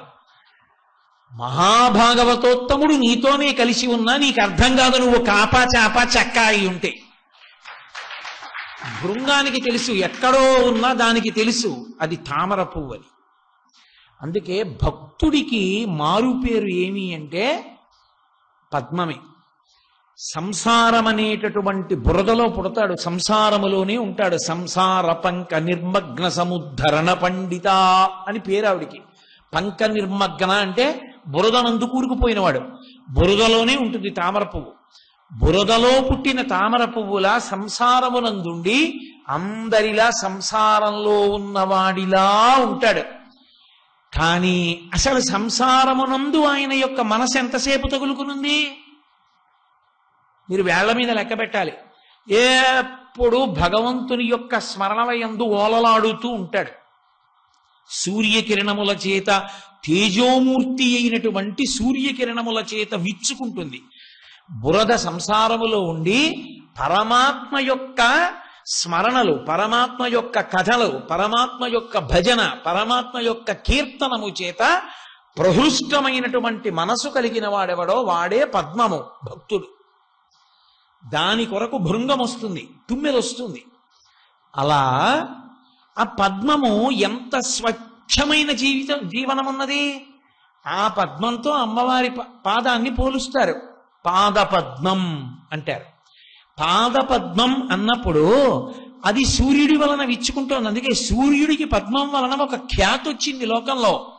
తిక్కన గారు మహాభారతం చేస్తూ నీరజాకరములు నిష్ఠయై చేసిన భవ్య తపంబు ఫలమనంగా దినసముఖాకి నందిత చక్రయుగ్మకంబుల ఎనురాగంపు బ్రోవనంగా హరిహర బ్రహ్మ మహానుభావంబులు ఒక్కటింగాగ గరగిన కట్టియనగా అతుల వేదత్రయ లతికాచయము పెనుబొందన్ పుట్టెడు మూల కందమనగా అఖిల జగముల కందెర ఎగుతు జనసమాజ కరపుట హృదయ సరోజములకు ముకుళనంబును జృంభణంబును నర్చి భానుబింబంబు పూర్వాద్రిపై విలింగే అంటాడు. అది నీరజాకరములు నిష్ఠయై చేసిన భవ్యతపంబు ఫలమనంగా. మనందరం పడుకుంటాం, అదొక్కటే నీళ్లలో ఇలా రెండు చేతులు ఎత్తి సూర్యనారాయణమూర్తి కోసం తపస్సు చేస్తోందా అన్నట్టుగా తామర మొగ్గలు ఇలా ఉంటాయి. సూర్యకిరణాలు ఇలా తపస్సు చేస్తున్నటువంటి తామర మొగ్గలని చూసి ప్రసన్నుడై ఆయన ఇలా కిరణ ప్రసారం చెయ్యగానే ఇలా విచ్చుకుంటాయి. ఈశ్వరా అని ఇలా సంతోషంతో రెండు చేతులు ఎత్తినట్టు ఇలా విచ్చుకుంటాయి. అలాంటి జీవితం ఉన్నటువంటి పద్మానికమ్మా, నీ పాదము పద్మముతో పోల్చబడింది. ఈ పద్మము ఆ పద్మమునకు ద్రోహం చేసింది. విమలై పయోజై మాత్సర్యం ప్రకటయతి. తప్పు కదమ్మా. ఆ పద్మం చేసిన దోషం ఏమిటి? ఆ పద్మంతో నీ పాదానికి మాత్సర్యం ఏమిటమ్మా? ఈ రెండిటికి ఎందుకమ్మా గొడవ రావడం ఏమిటి అసలు అంటే, ఆయన అమ్మవారి పాదాన్ని నింద చేశారని కాదు దాని ఉద్దేశ్యం. నిన్ననే నేను మీతో మనవి చేశా, హిమానీహంతవ్యం హిమగిరి నివాసైక చతురౌ. మంచు తగిలితే పద్మం పాడైపోతుంది, చీకటి పడితే ముడుచుకుపోతుంది. కానీ అమ్మవారి పాదములు అలా కాదు. తామర పువ్వు లక్ష్మీదేవిని తనలో కూర్చోబెట్టుకుంటుంది తప్ప అమ్మవారి పాదములు అలా కాదు. లక్ష్మీదేవిని అందరికీ ఇస్తాయి ఆ పాదాలు కాదు. తామర పువ్వు లక్ష్మిని ఒక్కదాన్నే ఇస్తుంది. అమ్మవారి పాదం సరస్వతీ కటాక్షాన్ని, లక్ష్మీ కటాక్షాన్ని, మీకు కావలసినటువంటి సమస్తమైన శక్తిని అన్నిటినీ తల్లి ఇవ్వగలదు. అందుకే కదా యాదేవి సర్వభూతేషు లజ్జారూపేణ సంస్థిత, క్షుధారూపేణ సంస్థిత, నిద్రారూపేణ సంస్థిత. మీకు ఏవి కావాలో అవన్నీ ఇవ్వగలిగినటువంటి శ్రీపాదములు అమ్మవారి పాదములే. అన్ని లక్షణములు ఉన్నవి అమ్మవారి పాదములు. పాద పద్మములు అంటాం, వీటిని పద్మములు అంటాం. పద్మములు అని పిలిచినంత మాత్రాన అమ్మవారి పాదపద్మములతో అవి సరిపోలగలవా? సరిపోలలేవు. అందుకని పోటీ చెప్పి ఇద్దరి మధ్య మాట్లాడారు. కానీ నిజంగా అమ్మవారి పాదములు పద్మాలతో గొడవ పెట్టుకున్నాయా, మాత్సర్యం ప్రకటించాయా? ఈ పద్మం ఏం చేయగలదు? పద్మం లోకంలో ఎవరికీ ఏం చేయలేదు. పద్మం తనంత తానుగా గొప్పది. అమ్మవారి పాదపద్మములు ఇవ్వడానికి గొప్పవి. ఆవిడ ఏదైనా ఇచ్చేస్తుంది. ఆవిడకి ఇటు పక్కన అమ్మవారి కుడి చేతి పక్కన సరస్వతీదేవి ఉంటుంది, అమ్మవారి ఎడం పక్కన లక్ష్మీదేవి ఉంటుంది. సరస్వతి గొప్పది లక్ష్మి కన్నా. ఎందుకని? సరస్వతీ కటాక్షము లేని లక్ష్మీ కటాక్షము భయహేతు. సరస్వతీ కటాక్షం ఉంటే లక్ష్మీ కటాక్షం ఉండి తీరుతుంది. ఆ గౌరవం ఆ మర్యాద దక్కుతాయంతే సరస్వతీ కటాక్షం ఉన్నవాడికి. కాబట్టి ఆ సరస్వతీదేవి కుడి పక్కన వింజామర వీస్తూ ఉంటుంది, లక్ష్మీదేవి ఎడం పక్కన వీస్తూ ఉంటుంది. మీరు అమ్మవారి యొక్క కుడి పాదం దగ్గర తలపెట్టారనుకోండి, సరస్వతీదేవి యొక్క చేతి వింజామర గాలి సోకుతుంది, మహాకవి అవుతాడు, భక్తి పురస్సరమైన జీవితం ఉన్నవాడవుతాడు. అమ్మవారి ఎడం పాదం దగ్గర మీరు తలపెట్టారనుకోండి, లక్ష్మీ కటాక్షం అబ్బుతుంది. రెండు పాదాల దగ్గర తలపెట్టారనుకోండి, సరస్వతీ లక్ష్మీదేవుల యొక్క కటాక్షము సమానంగా అబ్బుతుంది. అమ్మవారి పాదములు రెండిటిని కాదు, మూడవదైనటువంటి గొప్ప శక్తిని ఇవ్వగలవు. అందుకే కదా పోతన గారు భాగవతాన్ని ఆంధ్రీకరించాలంటే అమ్మలగన్నయమ్మ ముగురమ్మల మూలపుటమ్మ చాలా పెద్దమ్మ, సురారులమ్మ సురారులమ్మ కడు పారడిబుచ్చినయమ్మ, పన్నులోనమ్మిన వెల్పుటమ్మల మనంబున ఉండెడి అమ్మ దుర్గమాయమ్మ, కృపాబ్ధినిచ్చుత మహత్వ కవిత్వ పటుత్వ సంపదలు. అమ్మవారి పాదాలు ఏమిస్తాయి? మహత్వ కవిత్వ పటుత్వ సంపదలు 4 ఇస్తాయి. మహత్వం అంటే ఓం, కవిత్వం అంటే ఐం, మహత్వ కవిత్వ పటుత్వ హ్రీం, సంపదల్ శ్రీం. 4 ఇవ్వగలిగిన అమ్మలగన్నయమ్మ శ్రీమాత. ఓం ఐం హ్రీం శ్రీం శ్రీమాత్రే నమః అన్న మంత్రాన్ని పద్యంగా మార్చారు పోతన గారు. కాబట్టి అమ్మవారి పాదములు ఏవివ్వగలవు అంటే, నీవు ఎన్ని మాటలు నమస్కారం చేస్తే ఇస్తుంది అంటే శంకరాచార్యులు వారు చెప్పారు, నీవు పరమభక్తుడవైతే నువ్వు 100 మాటలు నమస్కారం అక్కర్లేదట అమ్మవారి దగ్గర. సకృన్నత్వానత్వా కథమివ సతాం సన్నిధదతే. సకృన్నత్వానత్వా, సకృత ఒక్కసారి అమ్మవారి దగ్గర ఇలా వంగితే చాలు. ఏ కారణం చేత వంగా వదిలేయి. అమ్మవారి పాదములు పట్టుకున్నావా ఇచ్చేస్తుందంటే ఆవిడ. ఒక్కసారి వంగితే ఇచ్చేసింది ఆవిడ ఎంతమందికో. ఒకానొకప్పుడు కాళిదాస మహాకవి పింకితనం చేశాడు. ఉజ్జయిన్లో మహాకాళి బయటికి వెడుతుంది, ఊరంతా కాపలా కాయడానికి. రాత్రి తన భార్య చెప్పిన మాటకి లోపలికి వెళ్ళి తలుపు వేసేసుకున్నాడు. అమ్మవారు వచ్చింది, తలుపు తీయండి. ఆవిడ తీసుకోలేదా? ఆయనకున్నటువంటి దృఢదీక్షని చూడాలనుకుంది. తలుపు తీయండి. నే తీనన్నాడు. ఎందుకు తీయవు? విద్య, నాకు విద్య అన్నం రాదు, విద్య చదువు కావాలి. నాలుక పెట్టు బయటికి. ఎంత అమాయకుడో చూడండి. తలుపు ఓరగా తీసి నాలుక బయటెట్టాడు. ఆవిడ ఆయన నమ్మకాన్ని మెచ్చుకో, నేనున్నాను ఇవ్వగలనని నమ్మాడు. నన్ను మోసం చేయడం కాదు, తలుపు తీసుకోవడం ఆవిడికి రాదండి. ఆవిడే తలుపులమ్మ తల్లి. కానీ ఆయన నమ్మకాన్ని చూసింది. ఎడం చేత్తో పట్టుకుని నాలుక ముందుకు లాగి కుడి చేత్తో బీజాక్షరాలు రాసింది. రాయగానే కాళిదాసు తలుపు తీశాడు. వచ్చినది ఎవరు? కాళీస్వరూపం. ఆయనకి ఎలా కనపడింది? శ్రీ విద్యాతంత్ర పరిపూర్ణ స్వరూపంగా భాషించి. అందుకే శ్లోకం అలా పడింది. మాణిక్య వీణాం ముపలాలయంతీం మదాలసాం మంజులవద్విలాసాం మహేంద్ర నీలజ్యుతి కోమలాంగీం. మహేంద్ర నీలజ్యుతి కామాక్షి. మహేంద్ర నీలద్యుతి కోమలాంగీం మాతంగ కన్యాం మనసాస్వరామి. ఆ రాజమాతంగికి మొన్న శారదా నవరాత్రుల్లో మేము పూజ చేయించాం 450 మందితో, ఆవిడ అనుగ్రహం కలగాలని. మాతంగ కన్యాం మనసాస్మరామి చతుర్భుజే చంద్రకళావతంసే కుచోన్నతే కుంకుమరాగశౌనే పుండ్రేక్షు పాశాంకుశ పుష్పబాణ హస్తే నమస్తే జగతేకమాత.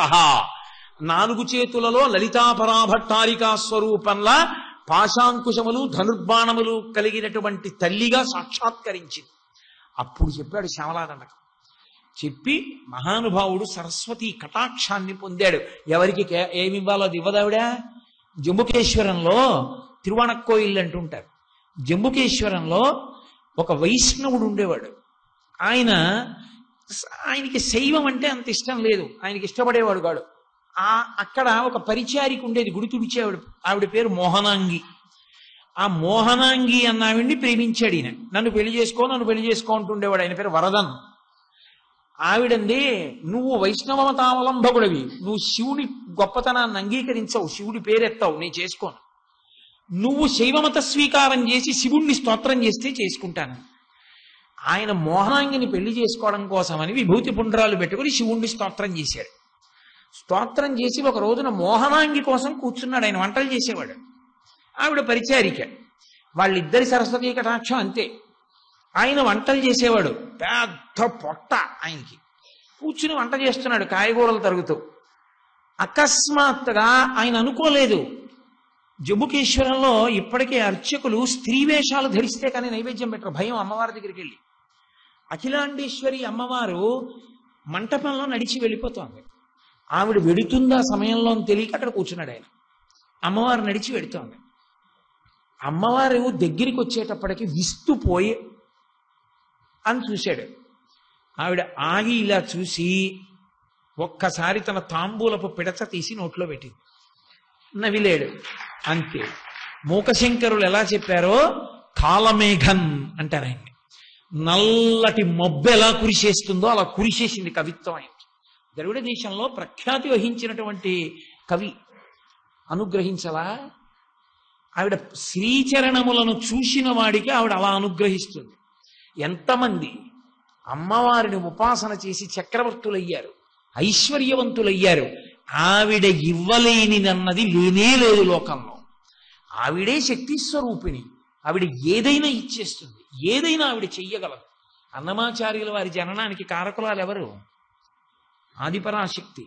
అన్నమాచార్యుల వారి తాతగారు పాఠం చెప్పట్లేదు, మేస్టారికి దగ్గర పాఠం చెప్పలేకపోతున్నాను, నన్ను కొడుతున్నారని భయపడి రాత్రి అమ్మవారు ఊళ్ళో తిరుగుతుండేది.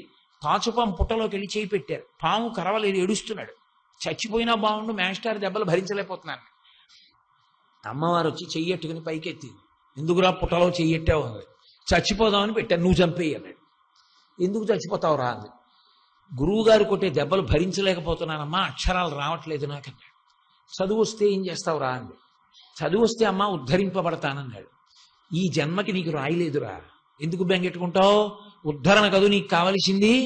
3 తరాల్ని కాదు, మీ వంశమంతా గుర్తుండిపోయే వాగ్గేయకారుడు మీ వంశంలో పుడతాడు.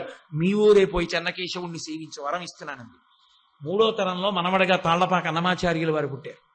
పరదేవత వరం వల్ల అన్నమాచార్యుల వారు వచ్చారు. కాబట్టి ఆ తల్లి ఏమి ఇవ్వలేదు? పద్మం ఇన్ని ఇస్తుందా? ఇవ్వగలదా పద్మం? పద్మం ఇవ్వలేదు. శంకరాచార్యుల వారు మృణాళీ మృద్వీనాం అంటూ తామర పువ్వుతో అమ్మవారి చేతిని పోల్చారు. కొంతమంది అన్నారు, తామర పువ్వుతో పోల్చారు కదా శంకరాచార్యుల వారు, ఆ తామర పువ్వుతో పోలిస్తే సితతామర అనో మాట ఉంది లోకంలో, తెల్ల తామర అని. మరి అమ్మవారి చేతులు ఎర్రగా ఉంటాయిగా, పైగా ప్రత్యేకించి వేళ్ల చివర్లు మరీ ఎర్రగా ఉండాలిగా. మరి అలా ఉండాలి కదా, మరి తామర పువ్వుకు ఆ లక్షణం లేదుగా, ఎలా కుదురుతుందన్నారు శంకరులా.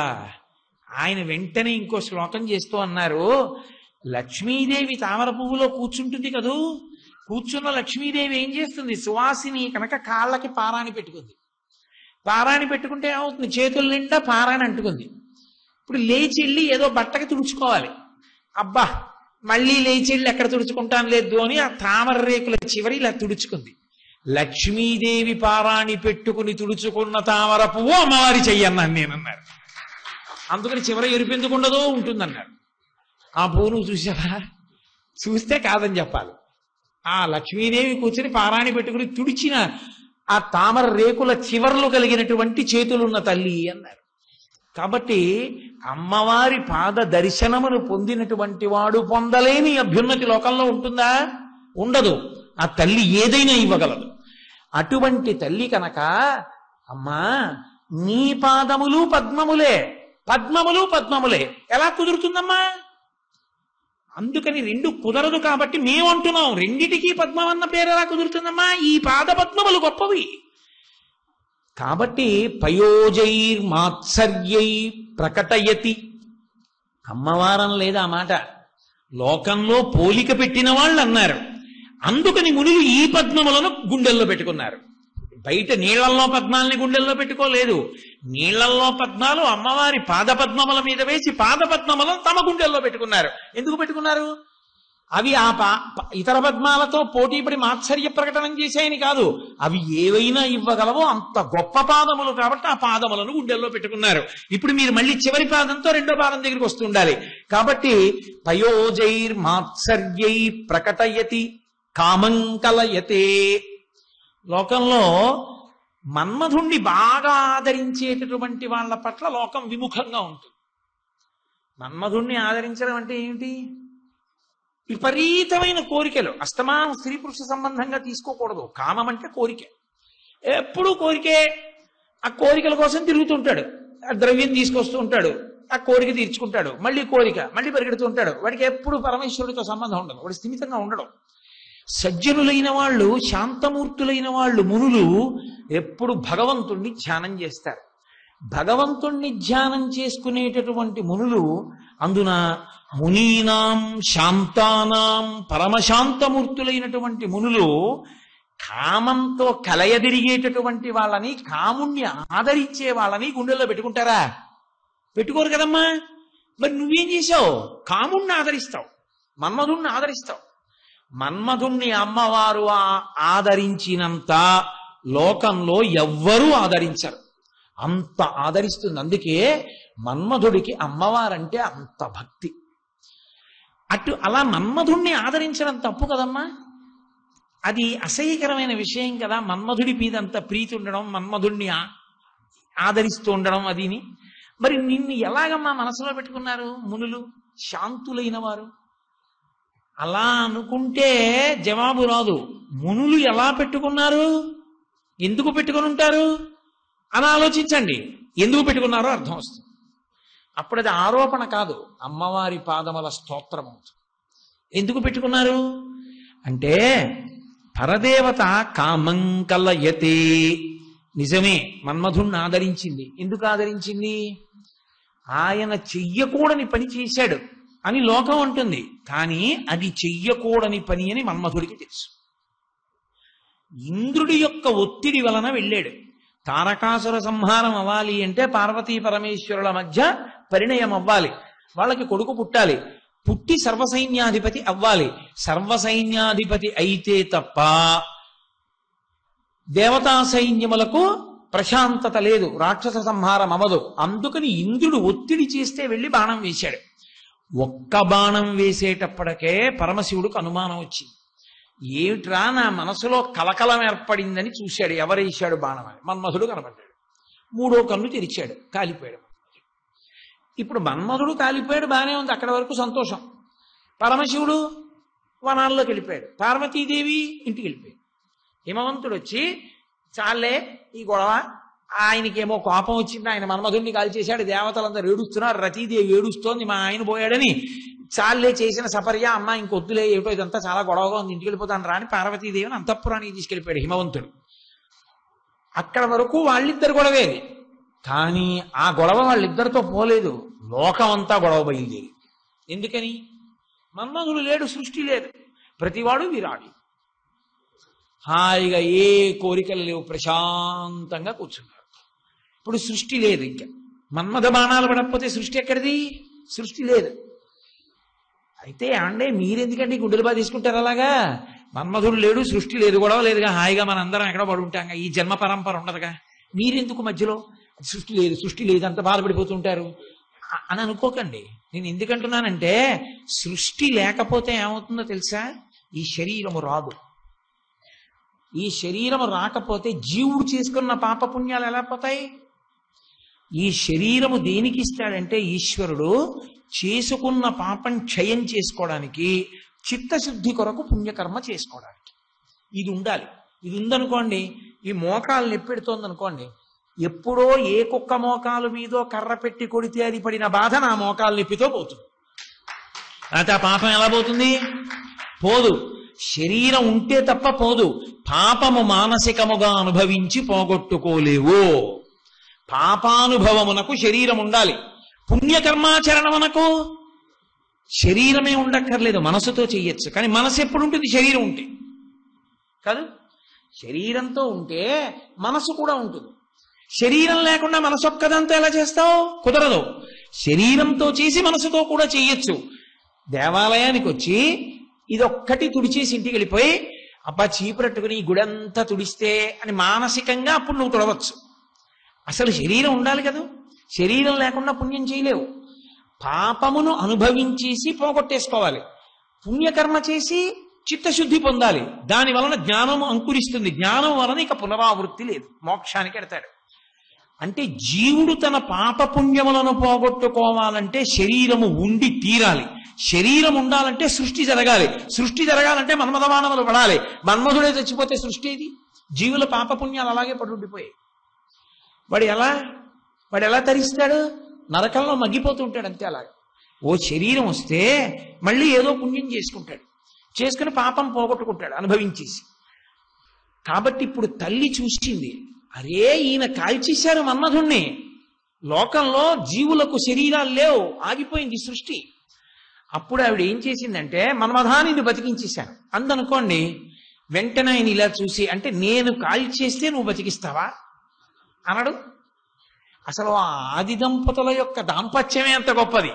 ఆయన త్రిపురాంతకుడు, ఆవిడ త్రిపుర సుందరి. వాళ్ళిద్దరి దాంపత్యమే గొప్పతనం. అసలు పార్వతీ పరమేశ్వర దాంపత్యం అన్నారనుకోండి, అబ్బో కొన్ని నెలలు ప్రసంగం చేయాలి దాని మీద, అంత గొప్ప తత్వం అది. కాబట్టి నేను కాల్చేసి ఇంకా గంట అవ్వలేదా, నువ్వు బతికించేసావా అనడు. అంటే అన్నాళ్ళేండి, లోకం కోసం ఆవిడ బతికిస్తుంది అందామా? ఆవిడ మహాపతివ్రత, భర్త నొచ్చుకునే పని చేయదు. కాబట్టి ఆవిడంది, ఊరే మా ఆయనకి కనపడకుండా బతికిస్తా. శరీరం ఉంటే మళ్ళీ మా ఆయనకి ఎక్కడో కనపడతావు, నువ్వు దూర్తుడివి, నువ్వు ఎక్కడో చిలకెక్కి తిరుగుతూ ఉంటావు, ఆయన ఎక్కడో తపస్సు చేసుకోవడానికి ఎడుతూ అరే వీడెలా వచ్చాడంటారు. అందుకని నీకు శరీరం ఉండదు, నువ్వు తిరుగుతుండు, నీ పని నువ్వు చేసుకుంటూ ఉండు. కాబట్టి జీవులకు శరీరాలు వస్తాయి, సృష్టి జరుగుతుంది. మా ఆయనకి మన్మధుడు బతికాడు, శరీరంతో ఉన్నాడు అని తెలియదు. అంటే మరి ఈశ్వరుడు సర్వజ్ఞుడు కదా, ఆయనకి తెలియకుండా ఎలా ఉంటుంది? తెలుస్తుంది. శరీరం లేకుండా పనిచేస్తున్నట్ట. శరీరం లేకుండా పనిచేయడం ఏమిట్రా? లోకంలో అలా ఎవరైనా ఉంటారా? ఆసక్తి ఎలా వచ్చిందిరా వాడికి అని అడుగుతారు. మీ ఆవిడే ఇచ్చారు. మా ఆవిడ ఇచ్చిందా? అలా ఎందుకు ఇచ్చిందిరా అంటే శరీరం ఇస్తే మీరన్న మాట ఒమ్మవుతుంది కాబట్టి ఆవిడ అలా చేయలేదు. ఓ చాలా సంతోషం. మరి ఎందుకు ఇచ్చిందిరా శరీరం లేకుండా శక్తి?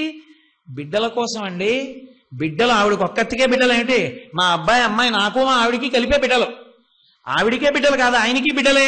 బిడ్డలకి శరీరాలేవి, వాళ్ళు ఎలా పోగొట్టుకుంటారు పాపపుణ్యాలు? అందుకని బతికించింది ఆవిడ. ఓ మంచి పని చేసిందిరా. ఇప్పుడు నేను వరం ఇస్తున్నాను, కృష్ణుడికి మళ్ళీ ప్రద్యుమ్నుడిగా పుడతాడు మన్మధుడు, అప్పుడు శరీరం కూడా వస్తుందండి. ఆవిడ కాముణ్ణి ఆదరించకపోతే మన్మధుణ్ణి, మనందరికీ శరీరాలేవి? మన కోసం ఆదరించిందా? తను మన్మధుణ్ణి ఆదరించిందా? తనకి కోరికల కోసం కాదు, మనం పాపపుణ్యములను పోగొట్టుకోవడం కోసం ఆవిడ మన్మధుణ్ణి బతికించింది. ఇప్పుడు అది స్తోత్రమా నిందా? స్తోత్రం అవుతుంది. అందుకునమ్మా నీ వైభవాన్ని మునులు స్మరిస్తున్నారు. అది కూడా ఎలా ఇచ్చింది? ఏదో పెద్ద మంత్రోపదేశాలవి ఏం చేయలేదు. మన్మధుని యొక్క బూది వంక చూసింది, ఇలా ఆ జీవుడి వంక ఇలా చూసింది, పరమ చిరునవ్వుతో ఒక్కసారి ఇలా చూసింది. శంకరాచార్యులు వారు అయితే అన్నారు అపాంగత్తే అన్నారు. ఇలా చూసావమ్మా మన్మధుడికి అంత శక్తి వచ్చిందన్నారు. ఎంత శక్తి?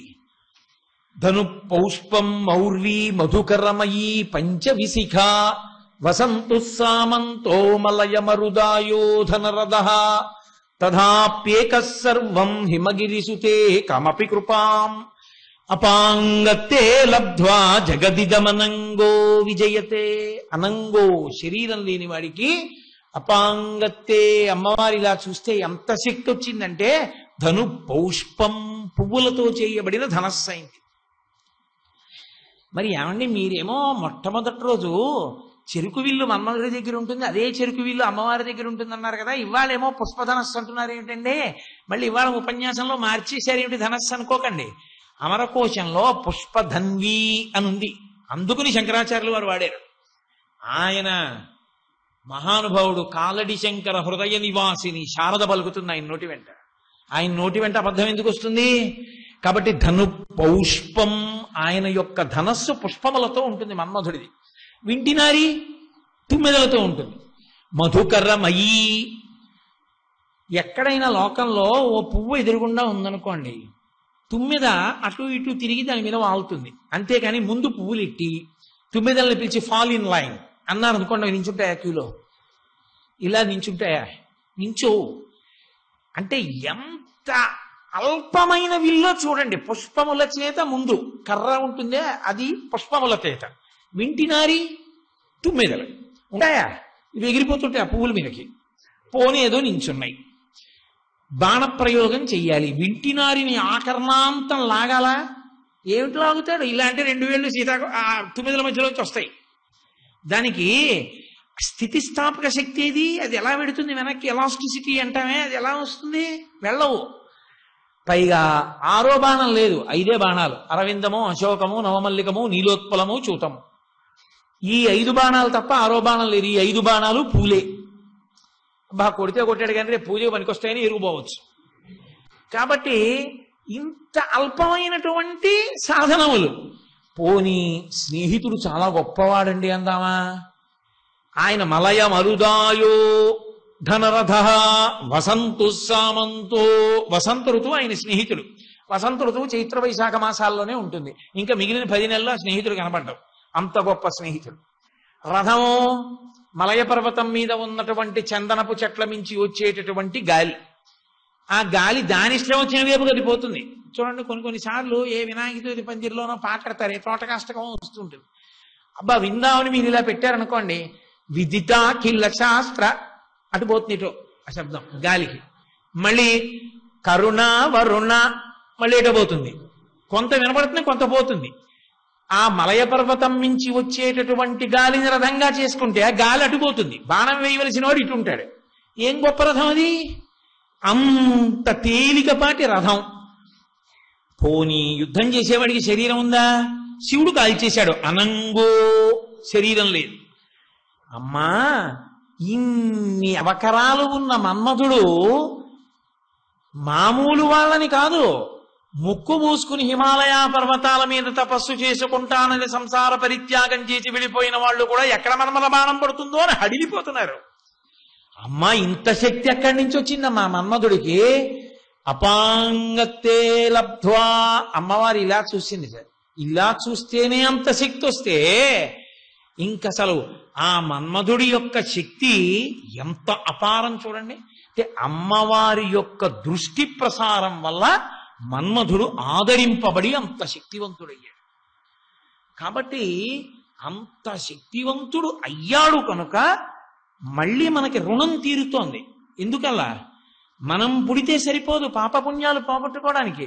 స్వర్గలోక ప్రవేశం చెయ్యాలి అంటే మృకండు మహర్షి అంతటి వాణ్ణి రానివ్వలేదు బ్రహ్మసభలోకి.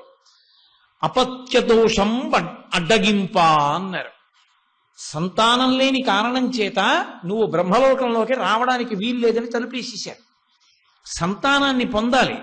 సంతానాన్ని పొంది అందున కొడుకు పుట్టి ఎత్తైన ప్రదేశంలోంచి నీటిలోకి దూకాలి. అందులో రాళ్లవి లేవని చూసుకుని దూకితే ఆ నీళ్లు పైకి ఎగురుతాయి.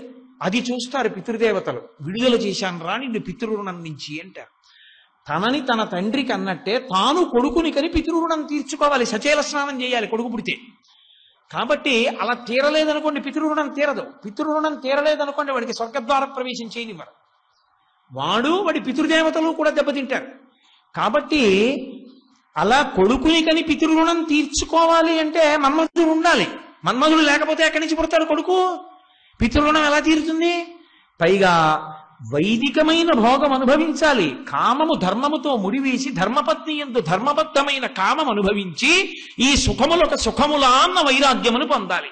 అలా పొందకపోతే ఇంద్రియాని బలిష్టాని నదియుక్తాని మానదా అపక్వస్య ప్రకుర్వంతి వికారాం స్థానవేకచః అన్నాడు వ్యాసుడు. త్రాచుపావుని కాలుతో తొక్కితే నా కాలు కిందే ఉంది కదా నన్నేం చేస్తుందంటే ఎంతసేపు ఉంటావు? అది తిప్పి చుట్టుకుంటుంది. భయం వేసి కాలెత్తావా కాటేస్తుంది. ఇంద్రియాలని బలవంతంగా తొక్కి పెడితే కాట్లు వేస్తాయి అదును చూసి. అందుకే ఇంద్రియాలకి కావలసిన సుఖాన్ని ధార్మికంగా ఇవ్వాలి. ధార్మిక కామము ధార్మిక అర్థము మోక్షమునకు కారణము. అందుకని పత్ని ధర్మపత్ని. అందుకనే ధర్మేచ అర్ధేచ కామేచ నాతి చరామి. వివాహంలో మంత్రానికి అదే. మనుష్యుని యొక్క సంస్కారమునకంతటికీ కూడా ఉంచుకోవడం అక్కడే ఉంది. చెలియలి కట్ట అన్నారంతే విశ్వనాథ సత్యనారాయణ గారు. కాబట్టి కొడుకుని కనకపోతే నీకు రుణం తీరదు. కొడుకు పుట్టి రుణం తీరాలంటే మన్మధుడు ఉండాలి. మన్మధుడు లేకపోతే నీకు రుణం తీరదు. ఎలా పోతాయి? పుణ్యం చేసినా వెళ్ళవు ఉత్తమ లోకాలకి. అందుకని అమ్మవారు కాముణ్ణి ఆదరించింది. అందుకని మన్మధుడికి శక్తినిచ్చింది. బాగుందండి, మన్మధుడికి శక్తినిచ్చింది. కానీ మేము సుఖాలు అనుభవించి అనుభవించి అనుభవించి ఈ సుఖములొక సుఖములా అన్న వైరాగ్యాన్ని పొందలేకపోతున్నాం. మన్మథ బాణాలకు అలా వశమైపోతూనే ఉంటున్నాం. మరి ఎలా? నీకు ఎవరు ఇంద్రియాలు ఇచ్చారో, ఎవరు ఈ శక్తినిచ్చారో ఆవిడికి చెప్పు. అమ్మవారికే చెప్పడమే. అమ్మా, నువ్వు నన్ను బాగుపడమని కళ్ళిచ్చావు, ముక్కిచ్చావు, చెవిలిచ్చావు, నోరిచ్చావు, చర్మం ఇచ్చావు. నా బుద్ధి గడ్డి తింటోంది. ధర్మ వ్యతిరేకమైన సుఖములను అనుభవించమని చెప్తోంది. అమ్మా, నువ్వే జోక్యం చేసుకుని నాకు ఇటువంటి బుద్ధి కలగకుండా అనుగ్రహించమని పరదేవత పాదముల మీద పడితే నీ బుద్ధిని ఆవిడ మారుస్తుంది. అది శరణాగతి. ఇప్పుడు నీకు ఆవిడ చేసిన ద్రోహం ఏముంది? ఆవిడ మన్మధుణ్ణి ఆదరించడం ఆవిడ కోసమా మన కోసమా? మన కోసం. కాబట్టి అమ్మా, నీవు కాముణ్ణి ఆదరించినటువంటి కారణం చేత మేమందరం కూడా అమ్మా సంతోషంగా బ్రతికి మా పాపపుణ్యములను పోగొట్టుకుని భక్తితో కూడినటువంటి కర్మాచరణము చేసి భక్తితో కూడిన కర్మాచరణము వలన చిత్తశుద్ధిని పొంది చిత్తశుద్ధి వలన పరమేశ్వరానుగ్రహంగా జ్ఞానాన్ని పొంది ఆ జ్ఞానము వలన అద్వైతానుభవమునందు నిలబడి జీవన్ముక్తులమై కైవల్యమును పొందగలుగుతున్నాం. కాబట్టి తల్లి, నీవు కాముణ్ణి ఆదరించకపోతే మాకు బతుకెక్కడది?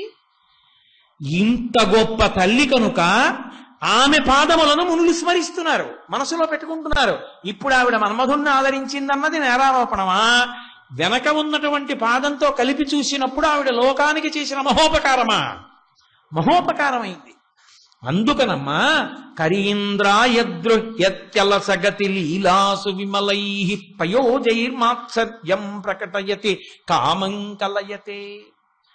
అటువంటి తల్లివి కనుక పదాంభోజద్వంద్వం, నీ యొక్క రెండు పాదములను ఎప్పుడు కూడా తవ తదపి కామాక్షి, ఓ కామాక్షి, నీ రెండు పాదములను మునీనాం శాంతానాం కథమనిశమస్మై స్పృహయతే. ఎప్పుడూ మునులు తమ యొక్క హృదయముల యందు స్మరిస్తూనే ఉన్నారమ్మా. అంత గొప్ప శ్రీపాదములు నీ పాదములని చెప్పడానికి ఆకర్ణ ఉన్నటువంటి పాదాన్ని ఆధారం చేసుకుని ముందు ఉన్నటువంటి పాదములను పరిశీలనం చేస్తే అమ్మవారి యొక్క వైభవ ప్రకటనము చెయ్యడానికి వీలుగా మూకశంకరుడు ఇచ్చినటువంటి అద్భుతమైనటువంటి శ్లోకం ఆ శ్లోకం.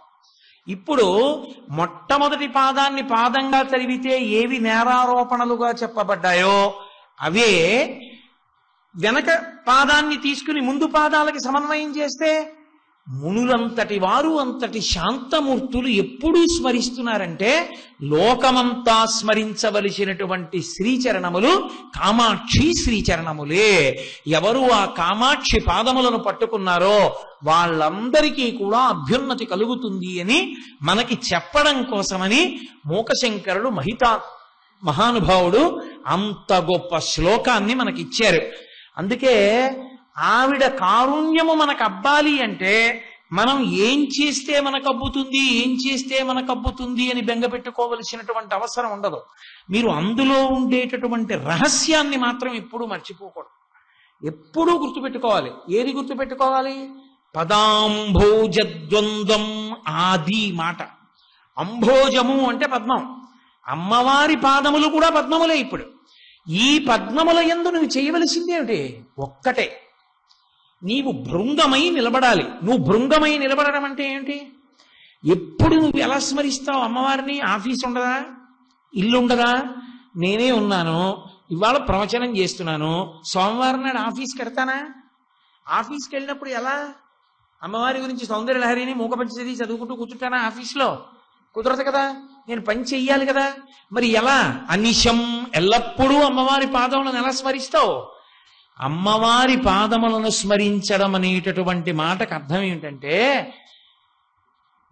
నువ్వు ఏ పని చేస్తున్నా ఆ పనికి సంబంధించినటువంటి శక్తి పరదేవతానుగ్రహమే అన్న విషయాన్ని నువ్వు మనసులో పెట్టుకుని ఉండుట. జపో జల్పశిల్పం సకలమపి ముద్రా విరచన గతి ప్రాదక్షిణ్యాక్రమణమశనాద్యాహుతి విధి ప్రణామ సంవేశ సుఖమఖిలమాత్మార్పణ దృశ సపర్యాపర్యాయస్తవ భవతు ఎన్నే విలసితం అంటారు శంకరాచార్యులు వారు. జపో జల్ప, మాట్లాడిన మాటలు జపం అవుతుంది. ఎప్పుడు ఒక మాట మాట్లాడే ముందు ఈ మాట నేను మాట్లాడుతున్నానంటే 84 లక్షల జీవరాశులలో మాట్లాడగలిగిన అదృష్టమున్న ఏకైక ప్రాణి మనుష్యుడు. మాట్లాడడానికి నాకు అదృష్టాన్ని ఇచ్చినదెవరు? పరదేవత. ఆవిడే మూలాధార చక్రం దగ్గర బయలుదేరినటువంటి వాయువు ఇక్కడికి వచ్చేటప్పటికీ మేధస్సులో కదిలినటువంటి బుద్ధికి అనుగుణంగా అక్షరములు పదములై పైకి రావడానికి వీలుగా నాలుక కదిలి నోటి లోపల ఎక్కడెక్కడ నొక్కితే అక్షరములు సొట్టలు పడి పైకొస్తాయో అలా నాలుక నర్తించి నొక్కేటట్టు చేసి ఆ నొక్కుడు వలన అక్షరములు పదములై, పదములు వాక్యములై, వాక్యముల యందు నా బుద్ధిని పట్టుకుని పైకొస్తున్నది అమ్మవారే. ఆ మాట నేను తప్పుడు మాటలు మాట్లాడితే నేను అమ్మవారికి జవాబుదారి. కాబట్టి రామనామం చెప్పుకుంటాను, పరదేవత నామం చెప్పుకుంటాను తప్ప పనికి మాలిన మాట మాట్లాడను. నేను అమ్మకి జవాబుదారి, నాకు ఇచ్చింది ఆవిడ మాట్లాడగలిగిన శక్తి, నేను దుర్వినియోగం చేయను. నేను అమ్మ అడుగుతుంది రేపు పొద్దున్న ఇంకో 20 ఏళ్ళు ఉంటాను, 25 ఏళ్ళు ఉంటాను, 15 ఏళ్ళు ఉంటాను, వదిలిపెట్టిన తర్వాత అడుగుతుంది ఏమి మాట్లాడావు నీకు శరీరం ఇస్తే అంటుంది. అప్పుడు నేనేమని చెప్పను? అందుకు నేను మాట్లాడిన పనికి మాలిన మాటలు అన్నాడు అనుకోండి. మాట్లాడే ముందు ఈ శక్తి అమ్మవారి ఇచ్చినదని గుర్తిరిగి ఉంటే చాలు, నువ్వు అమ్మవారి పాదముల యందు భృంగమయ్యున్నావు. అప్పుడు నువ్వు మాట్లాడినా ఏవైనా ఆఫీస్కి వెళ్ళినప్పుడు ఏదో ఫైల్ గురించి మాట్లాడాలి. నేను అబద్ధవాణ్ణని ఉన్నట్లుగా నువ్వు మాట్లాడి బ్రతకగలిగితే నువ్వు మాట్లాడుతున్న మాటలన్నీ మంత్రములే. నీ శరీరం కదిలితే, కాళ్ళు కదిలితే, చేతులు కదిలితే, యాదేవి సర్వభూతేషు శక్తి రూపేణ సంస్థిత, ఆవిడ శక్తి రూపంలో ఉంది కాబట్టి కదులుతున్నాయి ఈ అవయవాలు అని గుర్తిరిగితే, నువ్వు కదులుతున్నప్పుడు, భంగిమలు పట్టినప్పుడు, నువ్వు ఇలా అన్నప్పుడు, అలా అన్నప్పుడు అవన్నీ మంత్రమునందు నువ్వు అంగన్యాస కరన్యాసములు చేస్తున్నప్పుడు పట్టిన ముద్రలవుతాయి. కాబట్టి జపో జల్పశిల్పం సకలమపి ముద్రా విరచన గతి ప్రాదక్షిణ్య. కాలు కదిలింది అంటే అమ్మవారి అనుగ్రహం, లేకపోతే కాళ్ళు ఎందుకు కదులుతాయి? ఆవిడ అనుగ్రహించింది కాబట్టి కదులుతున్నాయి ఈ కాళ్ళు అని నువ్వు తలుచుకుని ఎక్కడికి పడితే అక్కడికి ఈ కాళ్ళని కదపకుండా, ఈ కాళ్ళు కదిలితే పరదేవతానుగ్రహం కాబట్టి నువ్వు ఎక్కడికెడుతున్నావో, ఈ శక్తిని ఎందుకు వినియోగిస్తున్నావో నాకు తెలుసని అమ్మవారు అంటుంది. కాబట్టి నేను జాగ్రత్తగా వాడుకోవాలనేటటువంటి స్పృహను నువ్వు కలిగి ఉండడమే నువ్వు నడిచిన నడకలు ఈశ్వరుని యొక్క ప్రదక్షిణములుగా మారడానికి కారణమవుతుంది. గతి ప్రాదక్షిణ్య క్రమణమశనాద్యాహుతి విధి. తినేటప్పుడు కలియబడి జంతువు తిన్నట్టుగా తినకూడదు. వేదంలో 3 ప్రాణులే చేతిని ఉపయోగించి తింటాయి. ఒకటి ఏనుగు, తొండం దానికి చెయ్యి, చేతిని ఉపయోగించి నోట్లో పెట్టుకుంటుంది. అందుకే ద్వైపములు అంటారు. ద్వైపములు అంటే 2 అంచెలలో తింటాయి.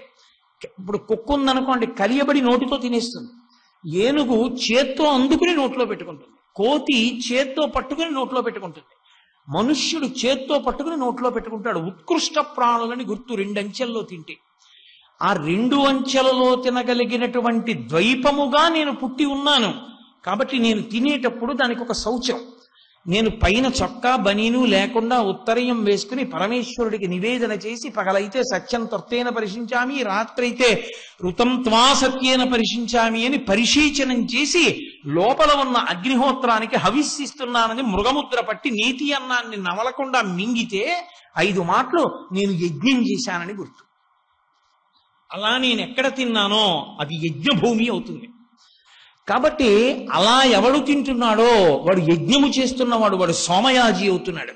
క్రమణమశనాద్యాహుతి విధి ప్రణామ సంవేశ సుఖమఖిలమాత్మార్పణ దృశా.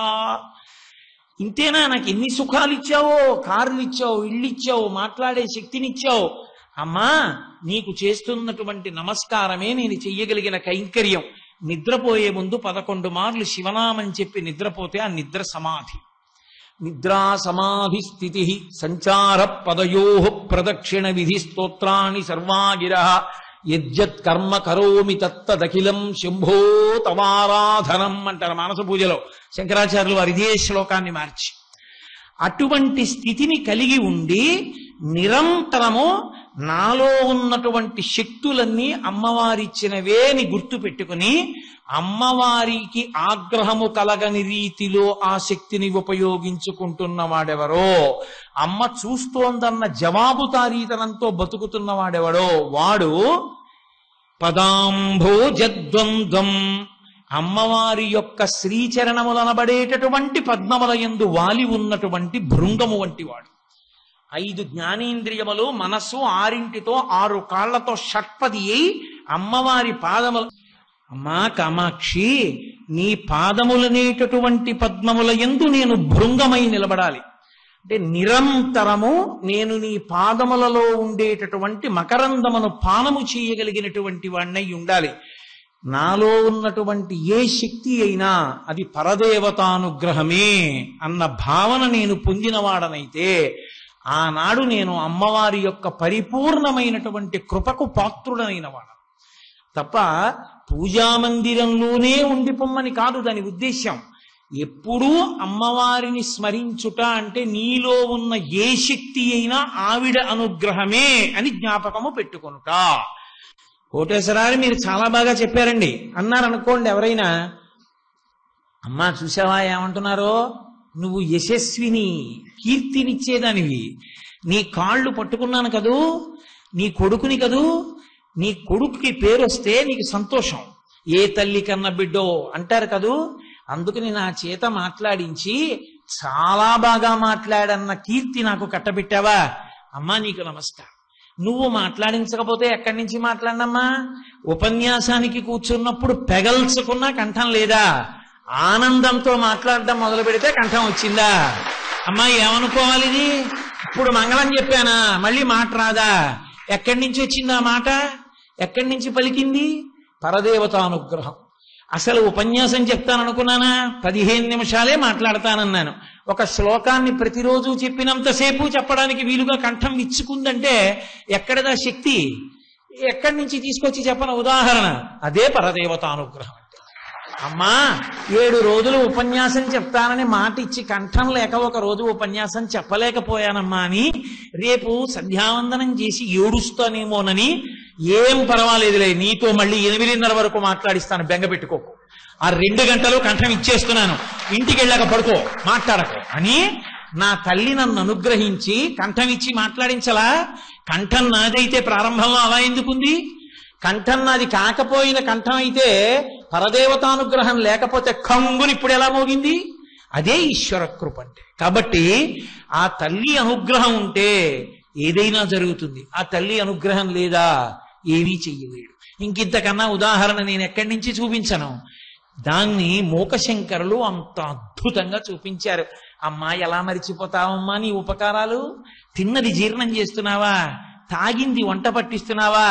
అమ్మా, శక్తి స్వరూపిడివి కాబట్టి ఎప్పుడూ నీ పాదపద్మముల యందు నా మనస్సు భృంగమై నిలబడాలి.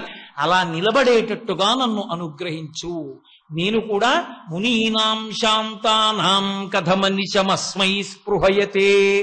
మహాశాంతమూర్తులైనటువంటి మునులు తమ హృదయముల యందు పరదేవత యొక్క పాదములను నిలబెట్టినట్టు నిరంతరము నీ పాదములను నా మనసు యందు నిలబెట్టి నేను కృతార్థులను కాగలిగినటువంటి అనుగ్రహాన్ని నాకు కృప చెయ్యమని పరోక్షంగా పరదేవతని ప్రార్థన చేయడానికి, మనని ఆలోచింపచేసి అమ్మవారి పాదముల ముందు నిలబెట్టడానికి మూకశంకరులు చేసినటువంటి అద్భుత ప్రయోగం ఈ శ్లోకం.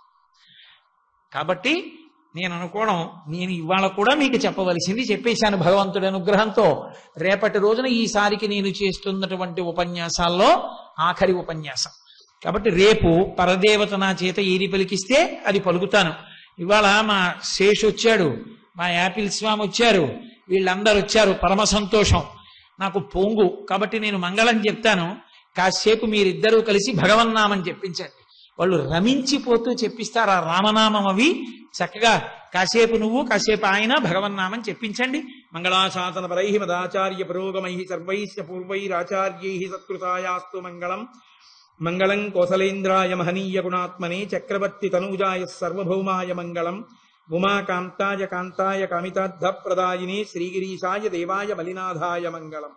కరచరణ కృతం వా కర్మ వాక్కాయజం వా శ్రవణనైనజం వా మానసం వా పరాధం విహితం వా సర్వమేత్తక్షమస్వ. శివ శివ కరుణాబ్ధే శ్రీ మహాదేవ శంభో. సర్వం శ్రీ ఉమామహేశ్వర పరబ్రహ్మ.